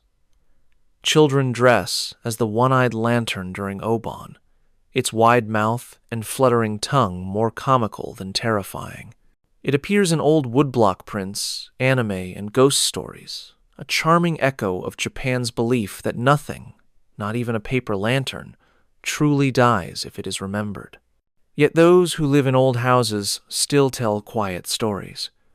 On windless nights, they hear a faint flutter, as though paper were brushing against wood. Sometimes a dim, flickering light appears down an empty hallway, not yellow, but cold blue, hovering just out of reach. If that ever happens, don't panic. Bow politely and whisper, "Okairi," welcome home. The Chochinobake means no harm. It's just curious, perhaps lonely, wandering back to the world it once brightened. But if you mock it, or try to blow out its flame, beware, for the last thing you'll see before the darkness closes in might be a single, blinking eye in the smoke, and a paper mouth stretching wide in laughter as the light fades away. Now we step inside, away from the mountains, forests, and rivers, into the warm glow of old wooden homes in northern Japan. This is where a gentler kind of spirit dwells. The Zashiki Warashi, the sitting room child, neither ghost nor monster, but a guardian of luck and laughter. When it appears, joy follows. And when it leaves, misfortune takes its place. The Zashiki Warashi looks like a small child, around 5 or 6 years old, plump-cheeked, barefoot, and dressed in simple kimono or old-fashioned clothes. Sometimes a girl, sometimes a boy. Its hair is often cut in a straight fringe, like the children of ancient households. It rarely speaks. Instead, it giggles softly, runs down hallways, or plays with the furniture, leaving faint footprints on the tatami mats. The sound of its laughter, light, distant, echoing through an empty room, is both comforting and uncanny. The name Zashiki Warashi comes from Zashiki, meaning tatami room, and Warashi, an old word for child. It is said to dwell in the inner rooms of old houses, particularly those that have stood for generations. If it chooses to appear to a family, prosperity soon follows. Crops flourish, businesses thrive, illnesses heal. The home fills with laughter, and guests feel at peace the moment they step inside. But if the spirit leaves, the warmth fades. Fortune turns to sorrow. There's a famous story from Iwate Prefecture, where these spirits are most often seen.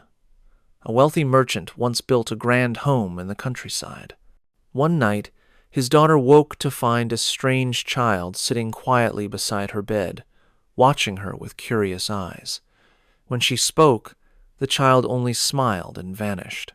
From that day, good fortune showered the family. Their trade flourished, their harvests overflowed, and every year brought more joy. The merchant realized what the child was and began to leave offerings. Rice cakes, sweets, and toys placed neatly in the zashiki room. Years later, as the family grew rich and proud, they forgot their small guest. They renovated the house, replacing old wood with polished floors, throwing away the tatami mats where the spirit once played. Soon after, strange things began to happen. The sound of laughter ceased. Shadows darkened the corners. Within months, the family's business collapsed, and illness struck the house. One by one, they moved away, leaving the once grand home silent. Locals said that on quiet nights, the faint sound of a child's footsteps could still be heard, walking through the empty rooms, not in anger, but in farewell. Though benevolent, the zashiki warashi is a spirit of balance, a reminder that gratitude must be tended like a flame. Those who show kindness and respect are rewarded. Those who grow greedy or forgetful invite its departure. Some who have seen the spirit say it resembles the family's own lost children, as if the souls of the young return to bless the living. Others think it is the embodiment of a house's happiness. When people laugh, it grows strong. When they fight or neglect it, it fades. Even today, in old inns across Iwate and Akita, guests sometimes report hearing small footsteps at night or feeling a child tug at their blankets while they sleep. The owners smile when they hear such tales because in those regions, a visit from the zashiki warashi is a blessing, proof that the house is alive with good spirit. If you ever stay in one of those old homes and wake to find a small figure at the edge of your futon, don't be afraid. Sit up, smile, offer a kind word, or a sweet if you have one. The zashiki warashi means no harm. It's there to bring you luck, but only if your heart is open to it, and when you leave, do so gently. Close the door softly behind you, because if the zashiki warashi decides to follow, the home you leave behind may grow cold forever, and all its warmth will go with you. Now we step into the dim, quiet rooms of old Japanese houses, the kind with paper walls and soft tatami floors, where the air hums faintly with memory. This is the domain of the mokumokuren, the spirit of eyes. It does not wander forests or mountains. It lives within the very walls of a home, hidden behind the shoji screens that divide light and shadow. Its name means many eyes, moku for eye, ren for linked or connected. And that is exactly what it is, a presence that fills torn paper with vision. When the shoji screens of a room are neglected, left with holes or stains from years of use, something strange begins to happen. At first, only one or two eyes appear in the gaps round, watchful, unblinking. But as nights pass, more appear. Dozens, hundreds, blinking, rolling, following every movement. The entire wall seems to breathe with quiet, patient awareness. The mokumokuren never makes a sound. It simply watches. Those who live with it for too long say they begin to feel its gaze on their skin like the prickle of static, the weight of unseen attention. Some say it feeds on this awareness, growing stronger the more people notice it. Others believe it is not evil at all, merely curious, a spirit awakened by neglect, watching the house it once protected slowly fall apart. One old tale tells of a traveling merchant who spent a night in an abandoned inn. As he lay down to sleep, the candlelight flickered against the torn paper walls. Then, from one of the holes, an eye appeared wet and round, glinting in the light. The merchant blinked, thinking it a trick of exhaustion. Then another appeared, and another. Within moments, The walls were covered, hundreds of eyes, staring, blinking, shifting. He froze, unable to move under their gaze. Finally, he grabbed a needle from his sewing kit and, trembling, jabbed at one of the eyes. A scream filled the room. Not human, not animal, just raw pain. When he fled the next morning, the walls were blank again, except for one new stain, dark and red, spreading from where he'd struck. In some regions, the mokumokuren is considered harmless, even a household guardian. Its gaze is thought to ward off thieves or keep away other, more dangerous spirits.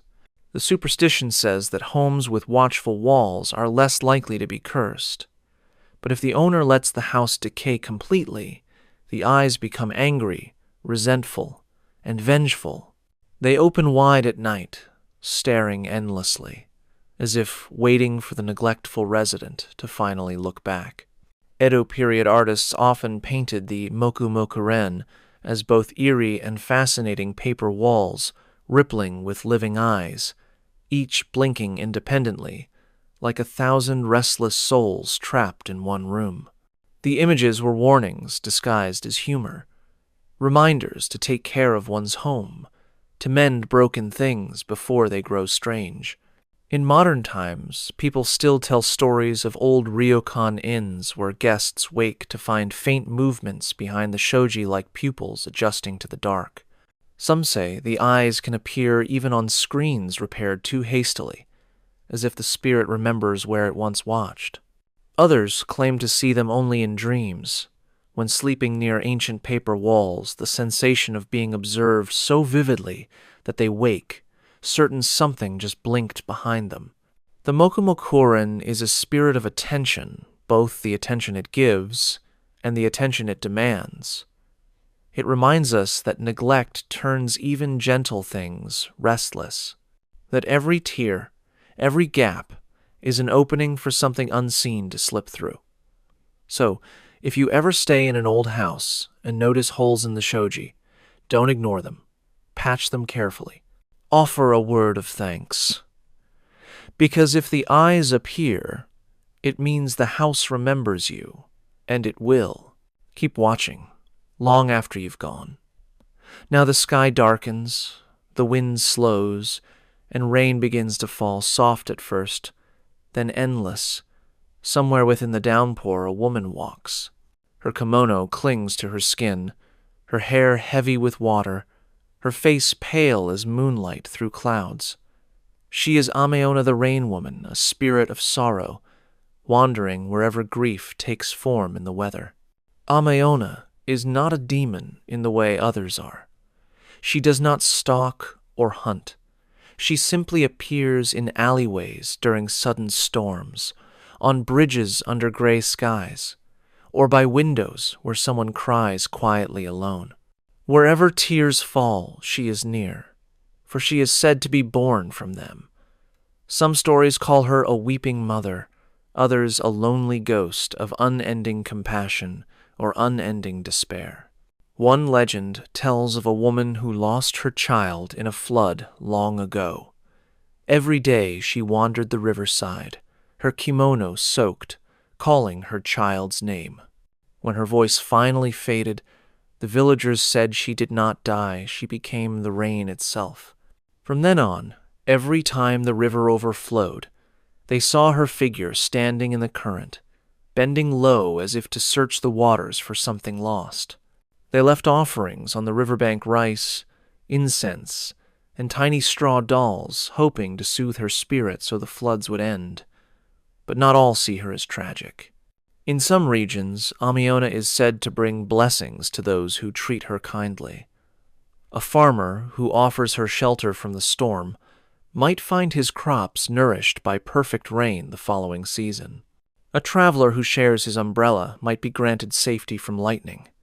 She is both curse and mercy, her tears, feeding the same water that drowns.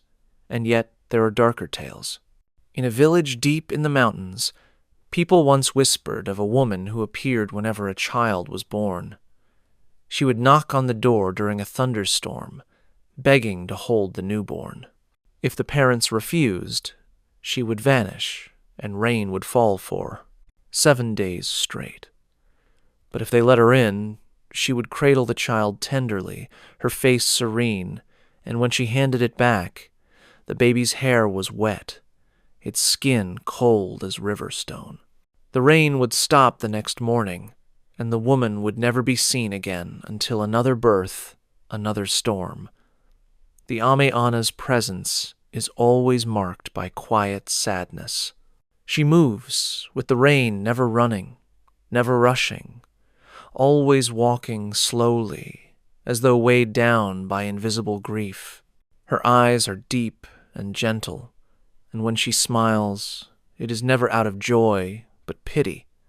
Some say she pities humans for their brief lives, their endless tears, their fragile hearts that cannot stop breaking.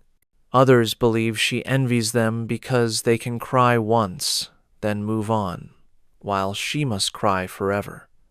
In modern folklore, people still claim to see her during long, lonely storms. Taxi drivers passing through rural roads have described a woman standing alone in the rain, never waving for help, her outline blurred by the downpour. When they slow down to look, she's gone, leaving only the scent of wet earth and a faint warmth in the air, as though someone had just sighed nearby. The Amana is both a warning and a comfort. To the sorrowful, she is proof that grief is shared, that even the rain itself weeps with them. To the fearful, she is a reminder that some sadness, once unleashed, never ends. So when the rain begins without warning, when the sky grows heavy, though the world was clear moments before listen, if you hear footsteps on wet pavement when no one else is there, or see a woman's silhouette through the curtain of rain, don't run. Bow your head. Whisper a quiet wish for peace. Because if Ame-Ona looks at you and smiles, it means she recognizes your sadness. And for that night, the rain is not just water, it's her tears falling for you. Now we end our journey deep in the mountains, where the air is thin, and sound carries farther than it should. Here dwells one of Japan's oldest and quietest spirits, a creature not often seen but always heard. The Yamabiko, the echo spirit. A being that repeats your voice from somewhere unseen, answering your call in the stillness of the hills. To travelers, it may seem harmless, even playful. You shout into the valley, and the valley answers. But those who live close to the mountains know better. The echo does not always belong to the mountain itself. Sometimes it is the voice of something alive. The word Yamabiko means mountain echo, yet in ancient texts it was written with characters meaning mountain spirit, long before people understood how sound bounced through the valleys. They believed the mountains were alive, that they listened and replied. When you called out, a voice would answer from the mist, mimicking you with uncanny precision. It wasn't mere reflection. It was response. Old woodblock prints depict the Yamabiko as a small, gray-furred creature with long ears and a face like a monkey's shy, crouched on tree branches or peeking from behind stones. It avoids human eyes, hiding in the forest canopy. But when spoken to, it answers softly, teasingly repeating your words, but never perfectly. Its tone carries something just slightly off. One tale from the Edo period tells of a woodcutter who worked alone in the mountains near Hida. Each day, as he swung his axe, he heard a voice echoing his rhythm, a faint "ha!" after every strike. Thinking it only the echo, he laughed and called out, "Who works beside me?" The mountain answered in his own voice, "Beside me." He grinned and replied again, "Then come, share my fire." The voice answered back, "My fire." When he returned home that evening, his wife was pale. "Why were you calling from the ridge?" she asked. "I heard your voice all day outside the window."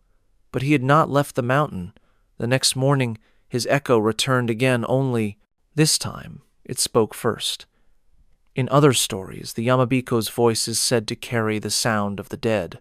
People mourning loved ones in mountain villages sometimes call into the hills, whispering the names of the departed. When the echo comes back, slower, sadder, it is said the spirit has answered the mountain, lending its voice to bridge the living and the lost. But those who call too often risk drawing the echo closer. It begins to whisper when they are alone. It answers, even when they say nothing. Some priests believed the Yamabiko was the voice of the mountain's kami, the divine spirits that inhabit every tree and stone. Others called it a trickster yokai that mimics human voices to lure wanderers off their path. Hikers lost in the mist have followed the sound of their own names until they found themselves miles from the trail, the voice still repeating, always one step ahead. Even today, the legend lingers. In remote valleys, hikers sometimes report feeling watched after shouting into the distance. Some say the echoes come back too quickly, or not quite right, not a repetition, but an imitation, a reply. Recordings made in such places have caught faint whispers continuing after the echo fades, as though something in the hills keeps talking, long after the human voice has gone. The Yamabiko is not evil, but it is ancient. It represents the mountain's consciousness, a reminder that nature listens, remembers, and responds. To speak loudly in sacred places is to invite the voice to notice you. To listen for too long is to let it follow you home. So, when you stand at the edge of a valley and call into the emptiness, wait for the answer, but not too long. If the echo returns softer than your voice, it is only the mountain. But if it returns louder, slower, almost as if thinking before it speaks, bow your head. Leave quietly, because sometimes the voice you hear in the distance isn't your own. It's the mountain whispering back.